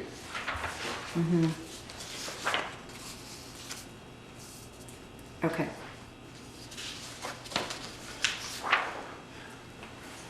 Can we keep going? Yeah, and in Okay. terms of something you said before, Sue, rather than going item by item, shall we go to items that have two people other than Eric and Kevin Brown who've raised? That takes us to the hottest ones. Mm-hmm. That would take us Would down you to like? 512, Yeah. which is just a thought, as a way to get through all the heavy, you know, discussion. Yes. There's a lot of moving parts here. I have Which is why- 517 on page 4. Dwelling units below grade, I think it should be eliminated. Oh, that's funny. That's what Skimmer said. I know. I forget why- I agree with him, It's an existing regulation.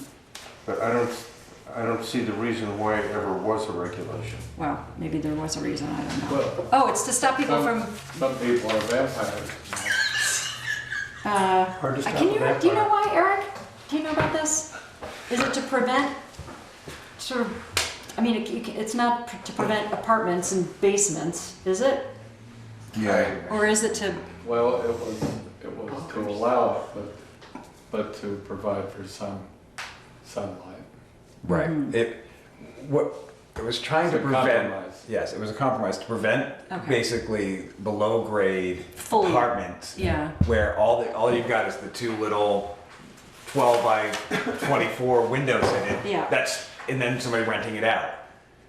That's not a way of life that we want to promote in the community. If I remember right, years ago, that's what the issue was, wasn't Well, in it? that context, I mean, I think it's pretty good. okay, good, let's keep I moving. think so too. How about 512 though? We skipped over that. That Alright. was a place where several people had. Okay, all right, nonconformities. This was a mess. All right, so Who we asked asked for a definition to be, But he, my input to him was, can you help me understand what a nonconformity is? and he referred us back to the definitions. Which were He in added Article in 1. this red sentence, a nonconformity includes nonconforming uses, structures, lots, or parcels. Definitions of each of these types of nonconformities are contained within the definitions in Article of these regulations. Okay. Yeah. So, nonconforming. I do remember talking to him about this. And actually, I'm looking at it, I'm reading 1 and 2 and 3. They're not unclear. You can't, you can continue a nonconformity, but you can't change one nonconformity to another nonconformity. I mean, the language is always. Oh, it's an simple existing. that needs to be. That's clear. You can actually change it to a more conforming, non-conforming. You can. A different one? You can reduce If the your goal amount is of. to be conforming and you get it slightly closer, you theoretically can. Right. Wait, what was it? If your goal is conformity, you Yes. can change it to a more conforming, non-conforming. So if you move it closer, Move it closer to conforming, conforming. but don't get all the way there. Yeah. In There's theory, four the ZBA definitions can let you do for that. Article 1. But you can't go the other way. You can't go.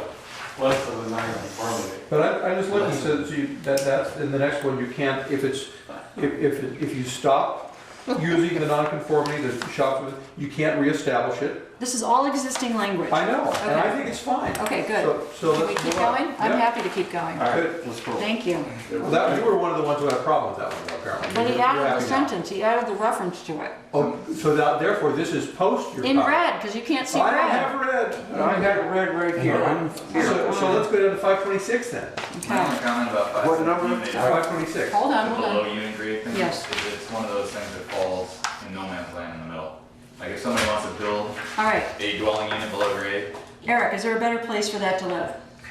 I'd almost rather take it out and let them market. If somebody wants to live in an apartment with no window space. Let me just whatever. ask if there's a better place for this to But yeah, live. so Okay. you may not be able to, that's just the comment I had that. I think Unless I know I it's think there. I'd keep it there because this is meant to discourage transforming non-suitable basements into Sure. apartments. The I my think it's concern good. is connecting it somewhere. If we're trying to make this flow where people are Yeah. gonna It is say, fairly. I'm trying to build this apartment, I okay, see. I gotta have an accessory dwelling, and then they wanna build it below grade, what takes them to this section? So All we right. want to ask Adam if there's another place to put it. I'm gonna ask him about the Not- order of these Not to put the anyway. whole thing, but to reference to it. Mm-hmm. I mean, a lot of I these get it. just random rules that are in here Yeah, are necessities. And Yes. the $1 million question is where to put them. Yes. Right. And 5 has always been the catch-all. I know. You need a catch-all somewheres. But when somebody comes and says, I want to do X, even before I sat on this board, I would look at the bylaws, look at the zone I'm in, and then I'd read through. I mean, the titles are pretty clear in the table of contents. Like, ooh, do I have a corner lot? No, I don't. Okay. You just So spoke wherever you want. somehow, Well, Adam has attempted to reorder the document I keep to putting flow better. this Now, within Article 5, is it possible to reorder there to flow better? you may be able to reorg Article Okay. 5 so that common groupings occur. So Okay. because right now they sort of, it's like, ooh, we're not another one. Okay, so that's now 538 All right, because so I'm, that's the open well, spot. exactly. All I right. guess that thing is getting the applicant to jump to that section. Like, Right, what makes that's them what he say, wants. Oh, there's a trigger, boom, Right. I gotta go there. Right. And that was his reference in, Section 5 is one of those where everyone, whatever you want to do, you need to read Section 5 and Maybe make that's the sure. way to- yeah. And that's really how you guide somebody to that. Perfect. You're Yes. the only one who reads section 5. I'm the one who reads a lot of the sections. Okay, so Adam is interested in helping to create this sort of more user-friendly approach, either through references in the use table or through order. So I will tell him, I will convey to him our interest in the possibility of a different order that makes more sense. I don't, you know, we can take a crack at it, okay? Isn't that what you're saying in the preference where he's gonna have like sort of the general, the specific, and then just our random Yeah, crazy that's what general shit and that we seem to specific do? is, you know, even within those two categories, can we be more clear in the order? Probably. Yeah. Okay, let's keep going. So what we're gonna focus then on is the substance of the article, not what its number is tonight. Is that a good way Yeah, to go I mean- tonight? How's that for tonight's process? Yeah, just keep going. Good. That's what I'm trying to do, I'm trying to move it. Currently, So, John, you wanted to- current numbers. I mean, so he's using numbers that correlate with our current, they will probably change, okay? Right. But it's the substance that matters, not necessarily the number. We need those numbers right now to be able to reference back and Eric's forth. comment is also a possible linkage so that something doesn't feel as if it's floating. And more clear links. Okay, how's that? And on 526, which we might be headed to next, I have no further question about it. Okay. And then there's solar. What Which- number is that? That's 527.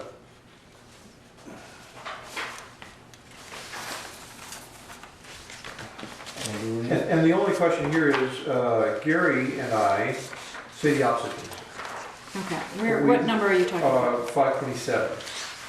We both, I think everybody agrees that roof-mounted solar does not need to be applied for. And then as for ground-mounted solar, Okay, we're coming back to this, you know that, right? well, yeah, but Okay. it was, you want to wait a He minute? doesn't have a proposal for us to Okay. to All right, respond to. I was just going by these things I know. where things come I from. know. You want to skip over it? All it is our input and that he got by writing and our existing regs. So he doesn't Yeah. have a proposal for Unless us. we wanted to try to resolve that, or we could just I skip think over we it. have. I think we have over the past couple of meetings, haven't we? Gary and I are saying the opposite things here. Okay, Gary says time to move toward an application. I'm saying stick with the notification. okay. So- I bet he would be open to the idea of a notification. Fine. I That's fine. suspect. You'd like to Okay. move past that All sooner right. straight. All right. But I completely understand Yep. the group's difference of opinion and concerns or interest in this. Okay. Let's just say Now, that. under 528, 529, are there proposed changes? There are. I want to go back to 5. Can we slow down for 1 second? Sure. All right. I want to go back to 526. So That's just where we were. no, Oh, the 26. ground. I don't have a We skipped over it. 526. it's on That's, page uh, 7. Extraction of soil ground. Number, Okay, which number? 526, page 7. here's the problem, because 535 is on page 6, the numbers are out of order again. Yeah, they are out of order. Sorry. Okay. 526 is on page 7. So let's Yeah. look at 5. Oh, all right. So here's why. If you go back to page 5, go back to page 5 and go to the top. And he's referencing the fact that Eric asked for tiebacks to 520, 521, 522, and 536. Yeah. So he inserted 536 Well, here. and actually 536 is one of the ones I have a question on. Okay, so let's talk about that. 535 and 536. Okay. Why is it even a question? Why is what a question? Why is it even listed here? Why do they even have to need to be in the regs? We define what a campground is now, which I don't think we did clearly before. We have determined what zones they're permitted in. All right. So why is all this extra fluff needed? What, they exist now. Yeah. Well, Okay, so why do they exist now? because I don't think there was a- Campground permits and campground standards. They exist now. All that stuff is in the definition. No, but I guess how much do we need in the definition? Why do we treat a campground any differently than we do a butcher shop or a car repair shop? If we say that we feel that zone X is the right place for campgrounds to be, Well, these are specific, saying that each campsite shall have 2,500 feet with a dimension of at least 25 feet. They all must have access to a driveway, water supply must be within 100 feet, et cetera. That's what the standards say. Adam hasn't suggested any changes to these sections. Okay, Are you talking about 535 or 536? both. Yes. Great. Well, 535, I had the same kind of comment as, why do you need to tell me that I need a permit for a campground? We've already talked about that, but then that's why I didn't really know whether we needed that one or not. But 536 makes sense. I think, yeah, so 535 is a different level. It's not about zoning, it's about procedure. Right. Except there's language about performance bond, which is kind of unusual. Okay, so let's look at these while we're on this. So campground permits. So Chris, your question is it related to 535, the requiring of a permit to have a campground? Yeah, first of all, I think 535 is silly. Okay, our existing 535. Yeah, it's. I mean, we already say it's a conditional use in our use table, All right. in our definitions. So we say it again. I guess we say it enough times. We'll believe it. Let's delete 535. And everything else that's silly. But start with that. Why not? I agree with the point here. Okay. It's not on the same logical level as the others around it. All right, mean, so if is you're there here a for reason why campground, we you're have it? here for I mean, I'm every just wondering why we have it. Why we have it. Is there any place in our regs where we have performance bond is required, Some of the gravel pit stuff, I think. but not with campgrounds? I mean, I see the logic why you want a performance bond. Okay. You don't want it to turn into a ghetto. You could move that down to a standard, though. Hmm? You could move that down to one. That's what I was thinking. Because that's, to me, that's the meat of that 535. So you incorporate it into 536. Right. Somewhere you put you need a performance bond. My question would be, why are you applying it to that, not other conditional uses? Yeah. That should be part of the conditional use definition. If we want to apply performance bonds, they should be against all conditional uses. Well, I'm wondering about that though. One thing about a campground is it has a lot of people living there on a transient basis. I think that's one of the unusual. reasons why we have these standards, probably, and perhaps a higher level. Right. But I do. Is to stop them from being like planned residential developments. No, that's a good point. Right. But I They also don't. I mean, nothing in here says that it will stop it from doing that. But I also think that if you incorporate the permits, integrate the permits into the standards, that has a more logical flow. Just in Phil's point, really. If there's going to be a performance bond, put it down here as a numbered item under 536. Currently, under section 341, conditional uses number 5, an appropriate municipal panel may require a performance bond to ensure construction and maintenance of the proposed use in conformance with any of the conditions attached to the permit. For anything, For anything. right. Yeah, so why rehash it again? Okay, so if campgrounds are required to have a conditional permit, the conditional permit process allows for the town to request the bond, right? So is your question about why it's listed on its own here?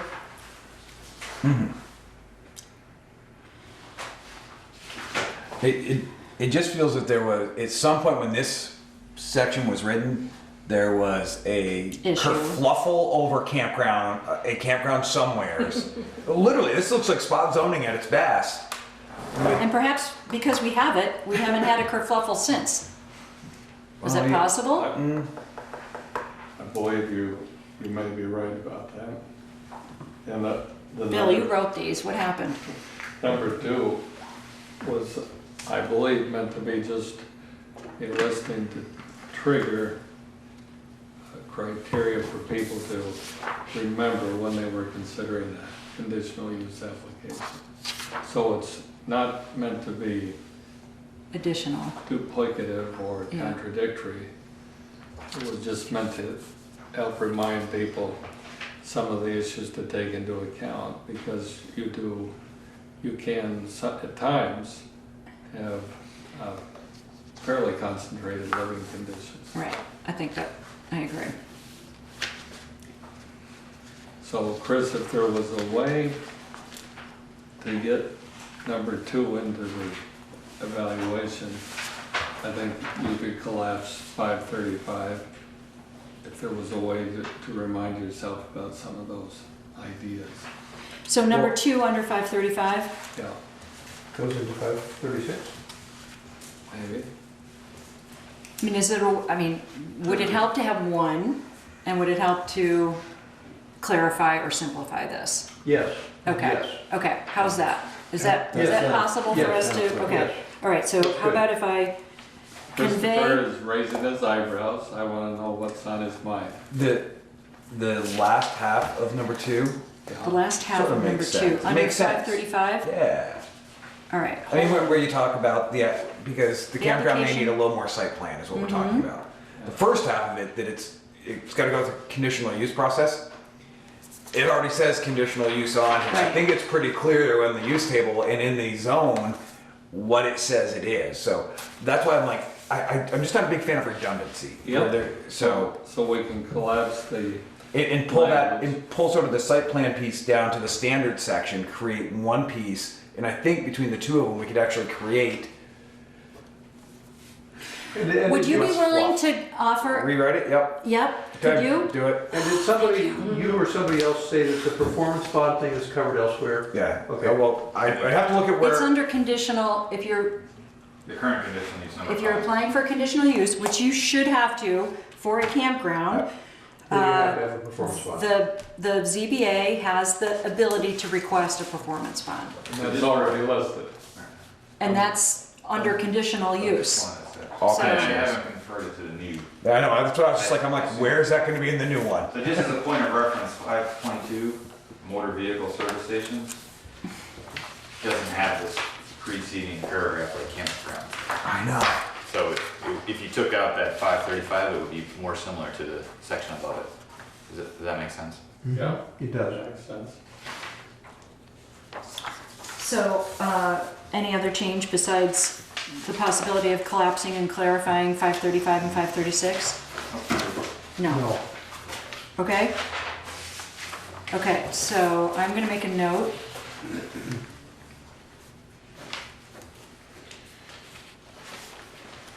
That Okay. Chris is going to offer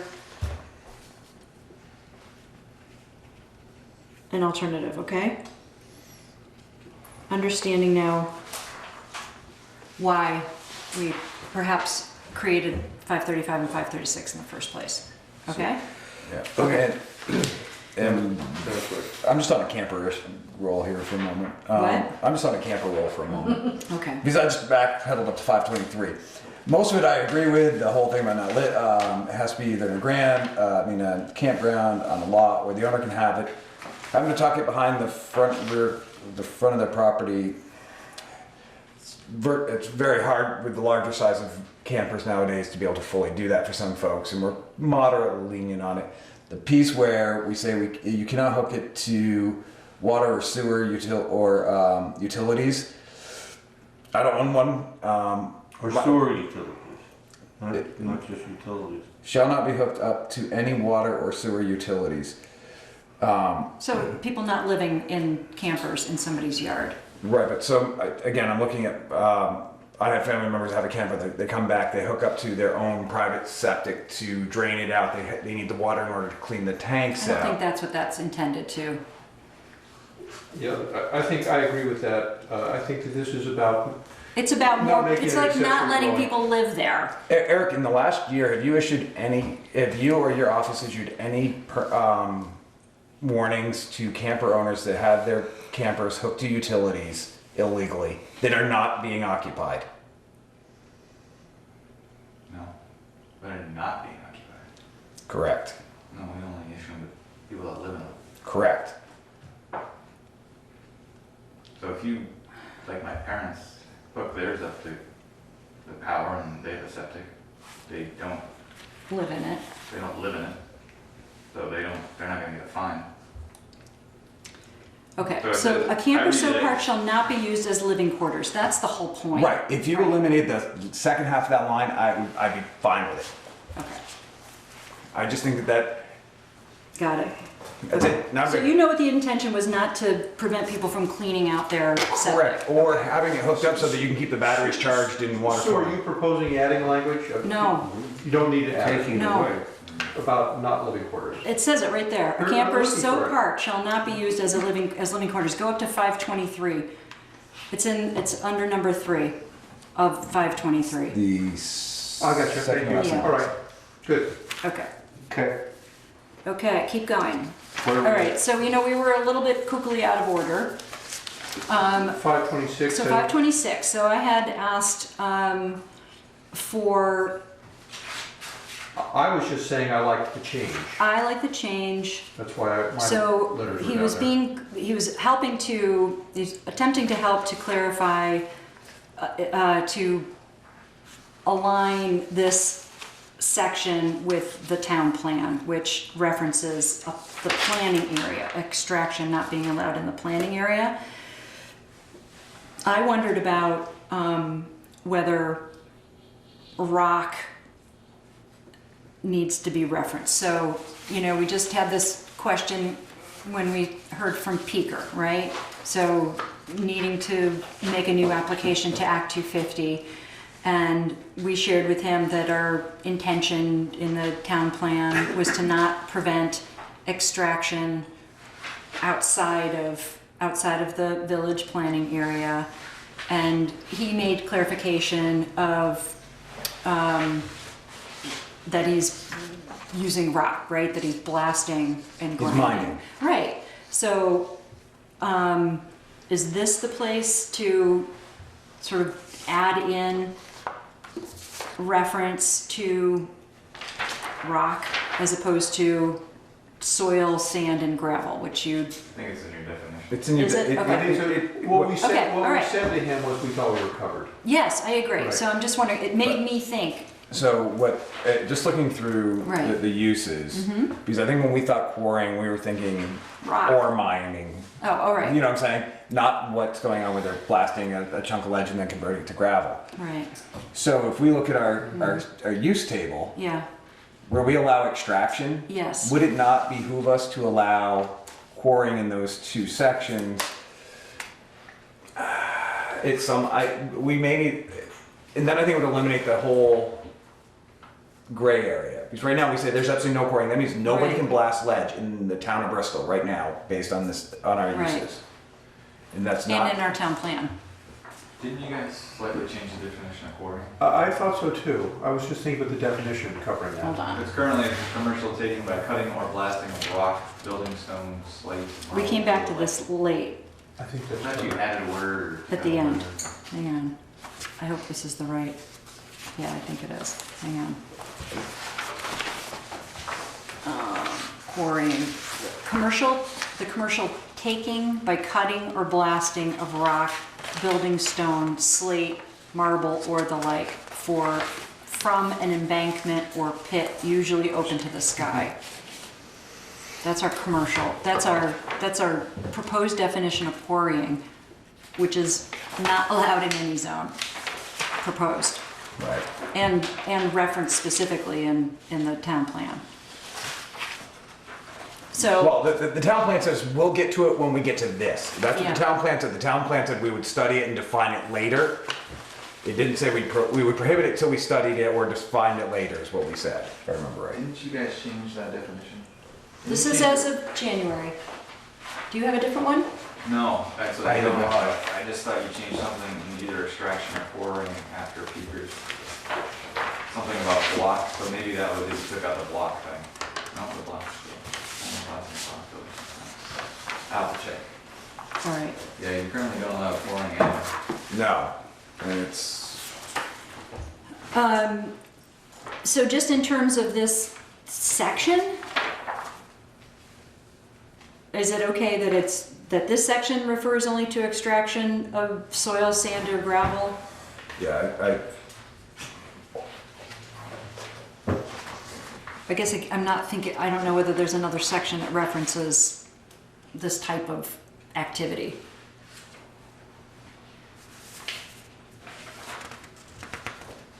And other than to specify the planning area, I don't think he's made any changes So, or proposed any changes Why at not the all. removal of sand, rock, and gravel for sale, except for blah, blah, blah? I mean, just add it in there. Very simple. It's in there, it exists already.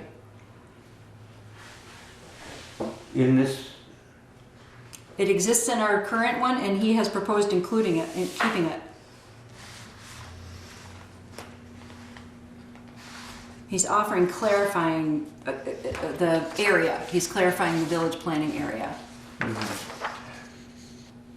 That it's allowed, the only, except for in the village planning area. So the reason that I brought it up was this question about rock and quarrying. isn't the village planning area defined on our zoning map? Yes. So, the reason where I'm going with this is, then it says as specified within the town plan. Right. We should add to the map. We should add reference to the map. I would like to remove the reference to the town plan, and here's why. If the plan changes, but yet we don't want to change the regs, if Okay, Is so that- yeah, you know you what see his where I'm intention was, going? that I it was know- set out by the town plan. Okay. right, but we don't ever say that in anything else. All of our Yes. regs should have been based on the town plan. That should be back in the preface. Yeah, I agree yeah, with the. yeah. I'm good with the rest of it, I guess. All right. Got it. But does that make sense? Yeah. So if a change has to occur, you don't have to change both documents. Yeah, These yeah. voters have to make changes to both. All right, I got it. Okay. Can we keep going? Yes. Yes, I have to get reorganized for 2 seconds. I have papers on top of papers. Well, that I was it don't want papers. 5.7? If you would like to, again, we can. I have a proposal Okay, to rewrite it. okay. Um, It needs to be rewritten. Our existing one needs to be rewritten to, go Yes, ahead, keep going. so this is a proposal for Okay. how it might be Yeah, rewritten. okay. Solar and wind energy systems. The first sentence stays as it is. The use of solar energy systems, whether it's part of a building or incidental buildings, is a permitted accessory unit use within all districts. Add the following language. Individuals intending to install ground-mounted, underlined ground, solar installations must notify the zoning administrator to make sure they do not run afoul of other zoning regulations about setbacks, etc. No such notification is required for roof-based solar installations. New paragraph. Wind energy conservation systems, as it stands, that would be verbatim for a second paragraph under that item. If people agree with the sense of it, I think that is clear. One minor tweak to it was at the last meeting, we talked about the difference between a flush mount versus a So just put flush mount in there. does that make sense? Rooftop flush mount, Yes. rooftop flush mount, So no such is required for flush mounted, rooftop. flush, do we need to have flush? Can you just say, roof-based solar installations flush to the roof? Yeah. So would you mind emailing that to Adam? I'd be glad to. Okay. He may be proposing language that references statute or what's allowable Yes. from the reviews that have been taking place, and recommendations that the county or that Addison County Regional Planning Commission has been suggesting or offering. Bill, you guys have been working on that. Well, and then there was a change in the state law. Right. So I think it's somewhat in flux right now. Yeah. I don't think, I've been following that too. I don't think any of it affects this language. Okay. Right. Because what this says is the zoning administrator needs to be informed to make sure it doesn't run afoul with regulations. So, and actually regulations are still emerging Right. in consultation. So I don't think we need to go there. I think that's beyond our, And plus, we know that they're going to, there's been attempts, there was in the session in 2015, certainly, some screening suggestions and things like that, correct? But then in 16, did they get enhanced or changed? Well, there was a compromise in it. The term, Adam's on the committee at the state level. substantial difference to the town plan. But there may have been another side to that that said you also had to accept the state Right. energy plan, Oh, which might raise some questions. Oh, all right. I think John's right. I think we can go with it. I do too. Okay, if we can keep it I'll email simple, that to him. email that to That's him, fine. that would be great. I like it simple. Okay. All right. All right, good, thank you. All right, I'm gonna tell him you're emailing him about campground stuff, you're emailing him about solar, okay? And the biggest places that was by far that people had comments were 5.9. Okay, oh, combining PUD and PRD Which into PUD. Yeah, which I think at the state level, they do it already, Yes, so. they do, exactly. Okay. That's why I had her What did just I do what you write? want. I did go like literally word by word through this. Which one are you looking at, Sue? Well, so Adam has proposed eliminating planned residential development Right. and emphasizing planned unit development, which is the path that the state statute has gone. Okay, so we Right. currently have two in our current regulations. We have given, I think, him input either here or at least one-on-one to combine or to, you know, emphasize planned unit development over planned residential development. I really like, and I think other people here know more about the technical details, but I really like, if possible, going to just one system because it's Right. always been confusing. Right, Because sometimes you distinguish the terms, and Yes. sometimes you use them yes. as the same. So Adam also, just to point out that related to this topic, he reminded us of some clarification that he offered us a year ago, more than a year ago, when we were looking at the development proposal that the Marcells had given. And we were struggling with whether the state statute trumped ours, and so Adam was helpful. He reminded us of that text here, so it's a page and a half of that reminder, just so you know that that's not proposed to be included in the regulations, but it's meant to remind us of And the is the answers. state statute always trumps ours. Well, you can read this if you want. Anyway, what he has suggested to us to do is to use one and have it be planned unit development. I really, really like that idea. Okay, all right. Do others agree? Carefully, Susan, but is there anything that's lost? Yeah, I wondered about that. I did wonder about the density bonus that is included in PRD that is not in PUD. And so I wanted to point that out to Adam. I think that's probably okay. Okay. Adam also took out some very specific things. Like Okay. the 50-foot buffer zone. Yes. And the wording about PC You being think it increased took- minimums. Hold on. He took those What was out. it? The 50? The 50? 50-foot buffer that is in our PUD, you just took that out. Yes. And then the language that in the last part of the PUD currently is the planning commission may increase minimums as necessary to prevent blah, blah, blah. And he basically just took that out. So the elimination of the 50-foot buffer zone as a PRD, he, PUD. for PUD, he referenced the prevailing setback in the zone. That, I'm fine with it. yes, okay, all right. That seems reasonable to me. I've never fully understood the green belt setback provision anyways in the village, but Well, it can't, Well, this is it would be different. impossible This is to do different it. from that. Yeah, Say again? That one doesn't make sense. I think you guys took that one out, thankfully. Well, the theory was that if you concentrated yes, your development, that you might want a little extra buffer right, with the neighbors. right.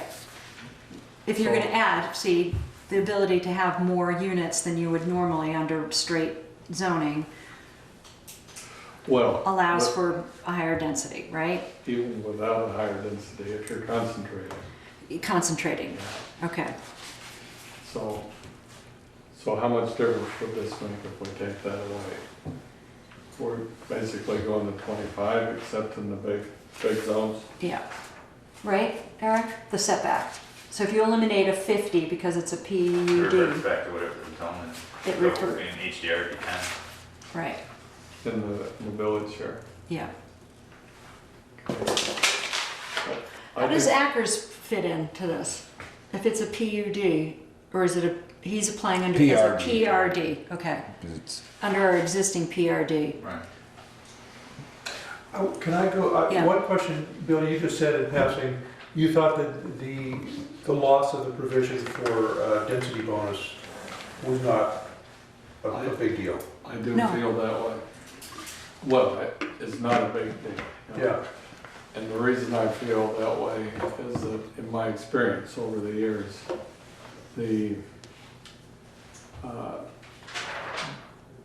it's an unnecessary incentive. Oh, I was saying that I thought it would be good to have it.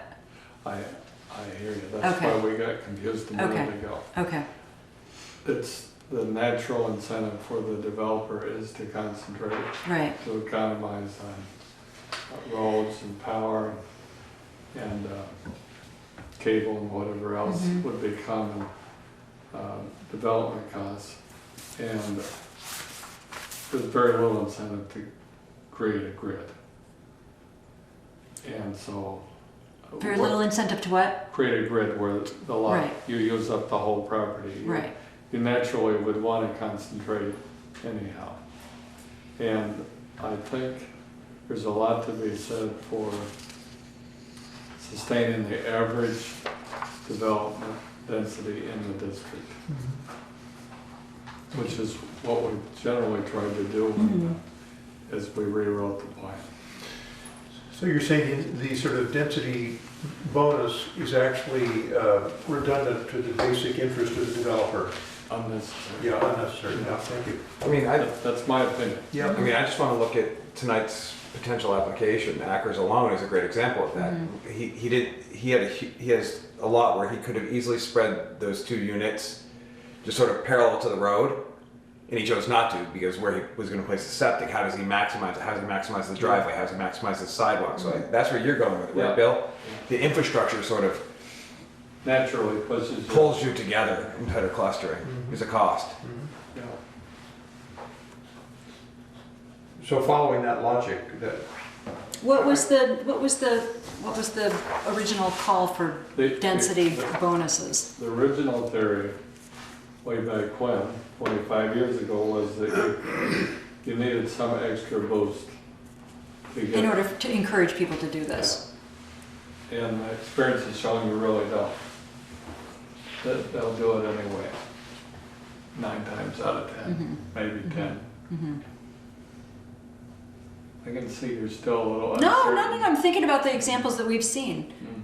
and thinking that, I mean, I don't know if they were inclined because of a density bonus or because of the clustering around road infrastructure basically calls for it.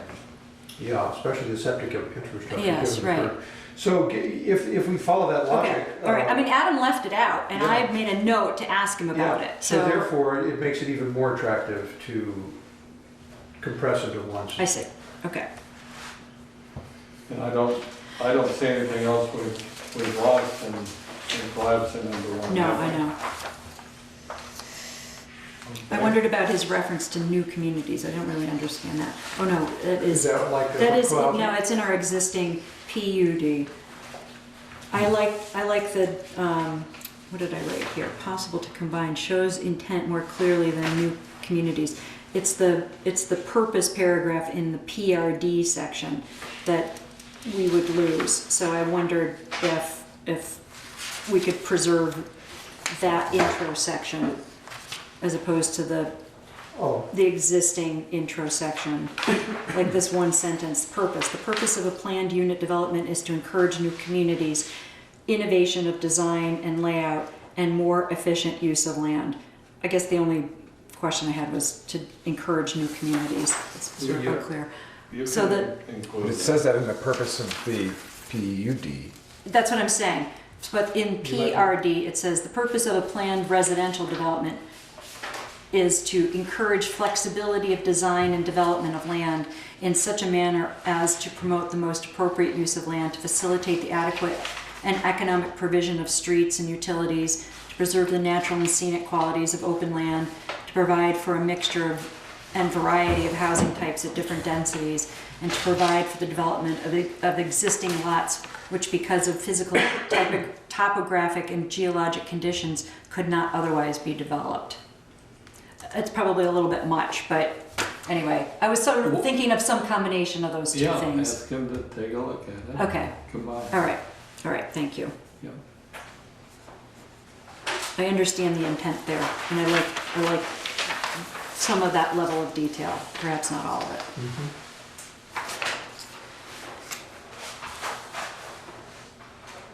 Okay.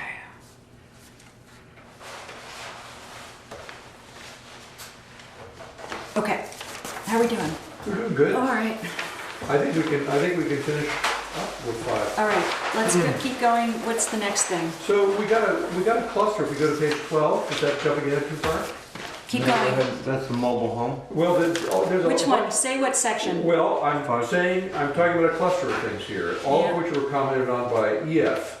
Uh-huh, And a number of them are calling for elimination or consolidation, and I agree there's a lot of options here Yeah, to do yeah, that. But yeah. actually, the mobile home park is the most substantial. I mean, Eric keeps saying, seem redundant, should be removed. I'd go with it, I like that. well, there's a new article, in Article 4, in required, so he's referencing this. So he's saying mobile home is now proposed to be in required regulations in Yep. section, in Article 4. I mean, page 12 is an invitation to get rid of every item on page 12. Yeah, I got it. Okay, all right, I'm just looking at a different page than you are. So it's section 530, 531, 532, mobile homes and parks. And so Adam has suggested that under required regulations, we have a section called mobile manufactured and prefabricated homes. Mobile manufactured and prefabricated homes shall be considered the same as conventional homes except in a mobile home park.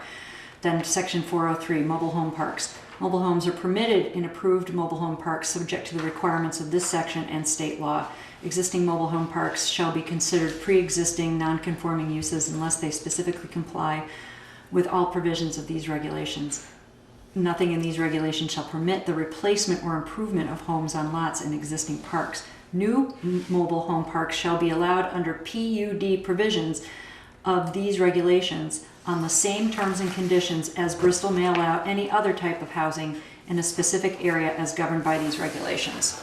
I think this is very well written and very important. I happen to be interested in this topic. Okay. Because there are a couple of companies in Vermont now that are doing basically highly insulated mobile homes. Often they're modular, they have nice wooden floors and so forth. People will be using them, either as accessory dwellings or individual. And so if you take this language here, if it's by itself on a lot, it's like any other single family dwelling. Right. If it's in a mobile home park, it's a PUD. Right. I think that speaks to something that's coming. Yes. Because to build a single family house has gotten so expensive. Right. You can build a really nice one, you can buy one from like Charlotte to Vermont Mods for about half the price.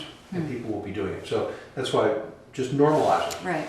And then have the PUD. That's Yeah. that's the biggest piece of work we're doing all night. Did that come up at all today in your workshop? So you want to tell these guys what you did? Well, just the state has mandated that you have to allow them somewhere, Yeah, yeah. so you can't be exclusionary. And they're going to be more and more attractive, I think. Right. So anyway, I love that language. I think Yeah. it's really clear and good. We should use it. So Speak.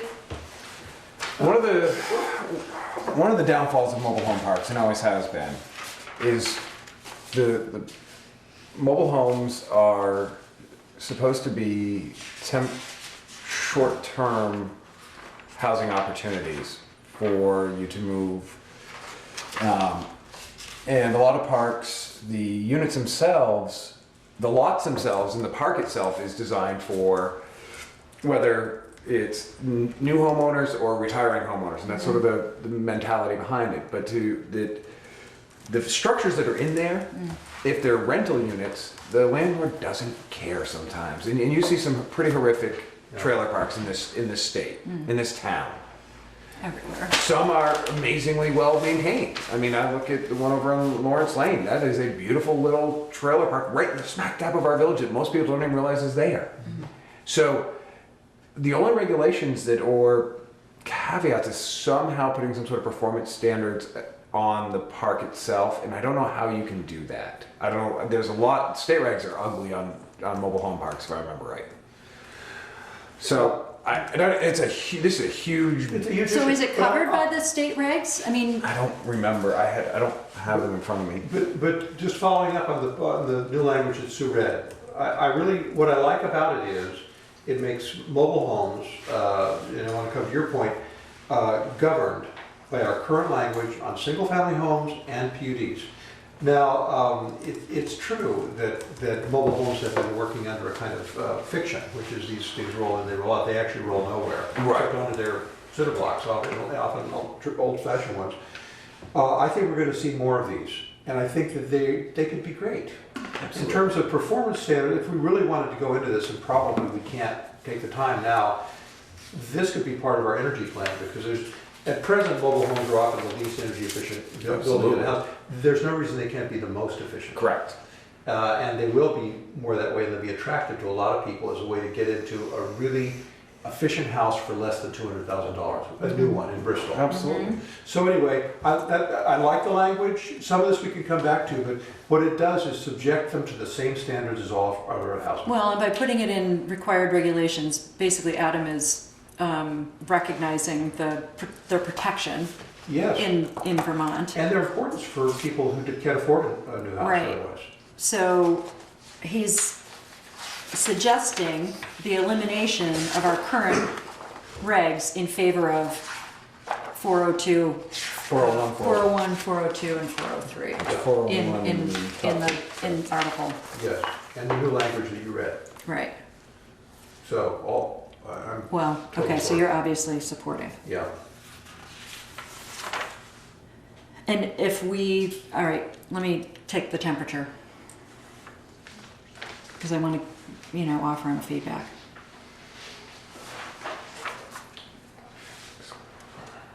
We'll have the effect of excluding affordable housing to meet the needs.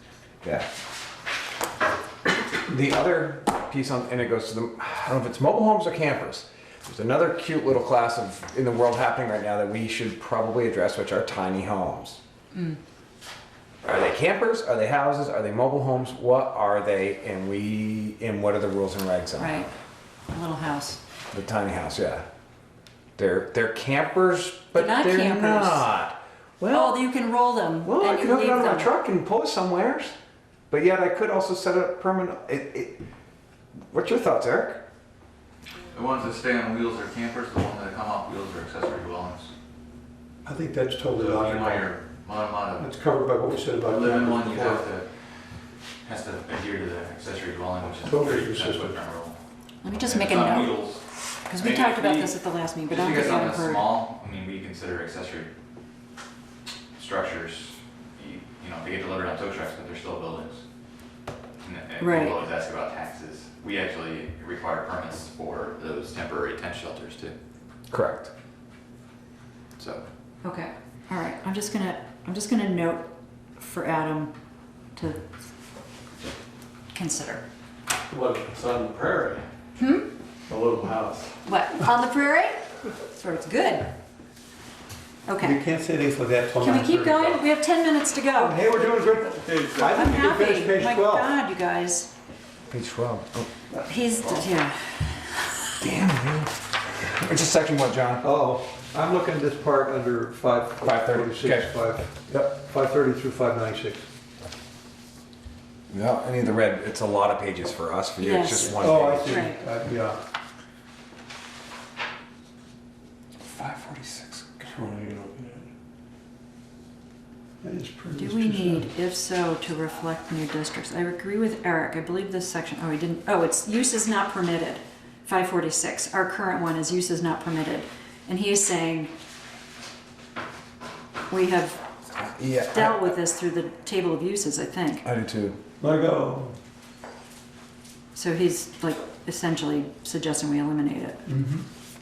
All right. There's no caveats, anything like that, blah, blah, blah. Yeah, it just says this is the stuff we're gonna allow. We already said heavy, Right. we define Everything heavy we don't, industry and right. we already said it's not allowed anywhere. It's a better way to do it. It says the same thing in 550. And 550, I believe this section is redundant and confusing, should be eliminated. I have a question. We will need to create landscaping standards for all districts. I don't know what that means. Adam is just making a note to say that.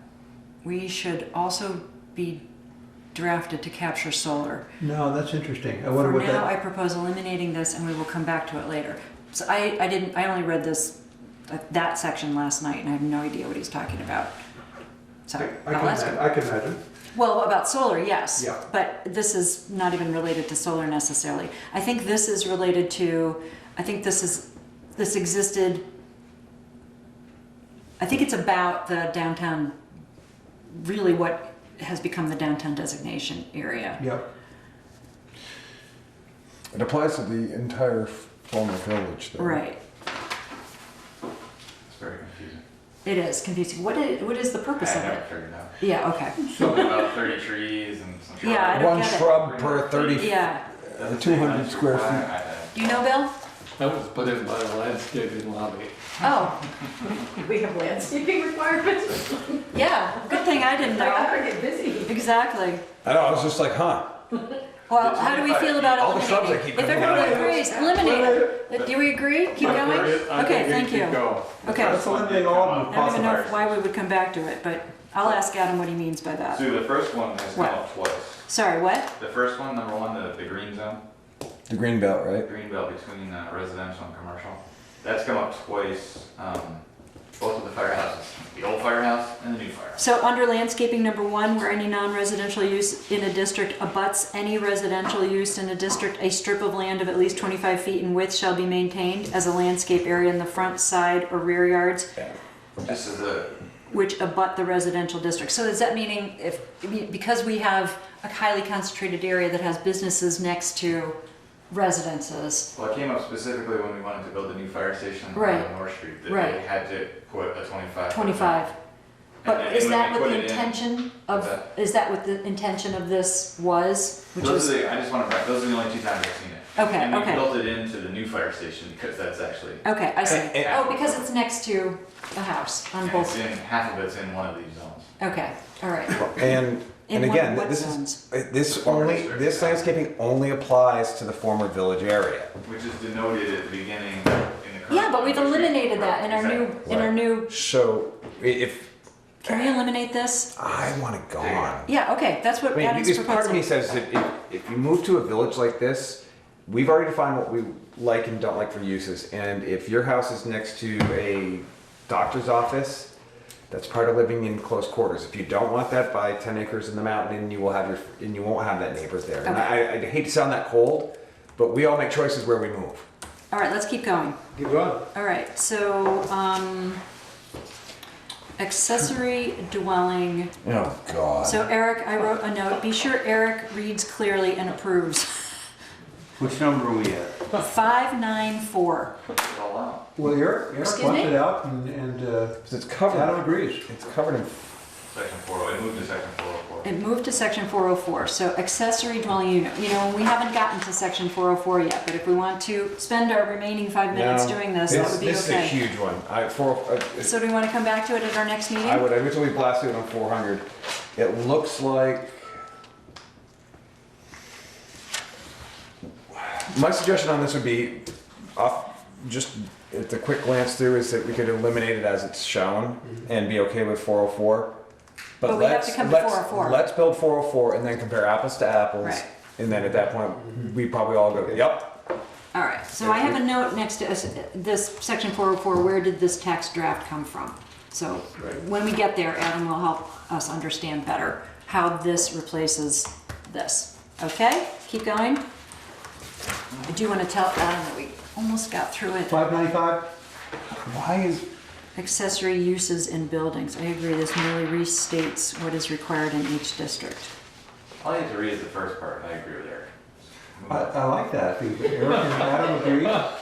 Who am I? That's a good general principle. It's a general rule. We're getting, can we keep going? Yep. The next one is freestanding dishes and antennas. This merely restates what is required in each district. It should be eliminated but replaced with both exemptions, small dishes, we talked about this as an exemption, and another element capturing the statutory requirements. And I wrote, did we do that? I think yes. We talked about it in Yes, up front. somewhere in here. Yes. I had issues. I know. with the questions So and let me I just addressed check it. where, just to be sure that we Yeah, did. I- Check where to confirm, okay? Bless you. Let's, All right, can we keep going? Yep. All right.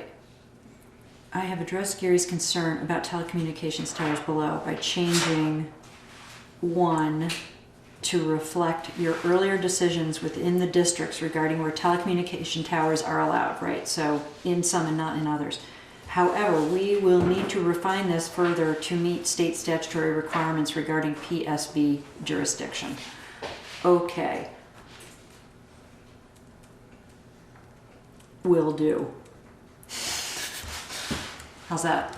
Great. Okay, I'm not familiar with state statute, so I'm gonna have to keep going. John, you had some, oh, parking and performance standards. Okay, we're coming to those. Okay, we're done. We got Good through job. everything. Good job. Oh my gosh. You deserve the scratch. Oh, all right, what do you say? Not to, My only- not to burst the bubble, but if you jump to page 18, it goes back to section 5. I figured it did. Damn it. Wait, what? Sorry. Where? Section What? 5, 6, if you go to page 18, Yes. It picks back up at the old 516. more section 5. Yeah, but he didn't suggest any changes. These are just ones that he had suggested changes to. I just wanted to get through what he had suggested tonight. There are many sections that we either didn't point out to him or that he didn't offer any changes. That's right. And the reason we Okay, asked us to do that Okay. was to allow us to do what we okay, did. all right, okay. My only regret about tonight's meeting Yeah, was okay, something thank that you. Bill said, because whenever I hear the name Laura Ingalls Wilder, I'll think of the tiny house on the prairie, which Tiny really house ruins on the the whole thing prairie. about Bill. Oh, Yeah. Okay, guys, so in 2 weeks, what we're going to do is, sorry, not 2 weeks, but on June 7th, it's not 2 weeks exactly. We are having a meeting, we're reviewing a DRC application recommendation. We are hearing a proposal for an amendment for the North Street co-housing permit. What else are we doing? Talking about noise. Noise, Citizens. exactly. Okay. Eric, do you already have all the documentation pertaining to No, not yet. when will we have that? Do we know? Oh, you definitely have it before the package is sent out, but I'm hoping to have it by the end of the week. As soon as you can. Sooner the better. Yeah. I'm And trying to generate a list of all, I met with them last week, and Yeah, as we went through, they seemed to expand the list of things that changed a little bit, so they're supposed to provide me a list of everything that changed in any way possible, minor or major, so then we can make the decision on what's minor or major. And are we also asking if Adam can, that he might give us some information about other towns' parking parking ordinances? before the 7th. Just to give us that information. Yep. Great. Okay, good. So how about a, I make a motion to adjourn. Second? okay.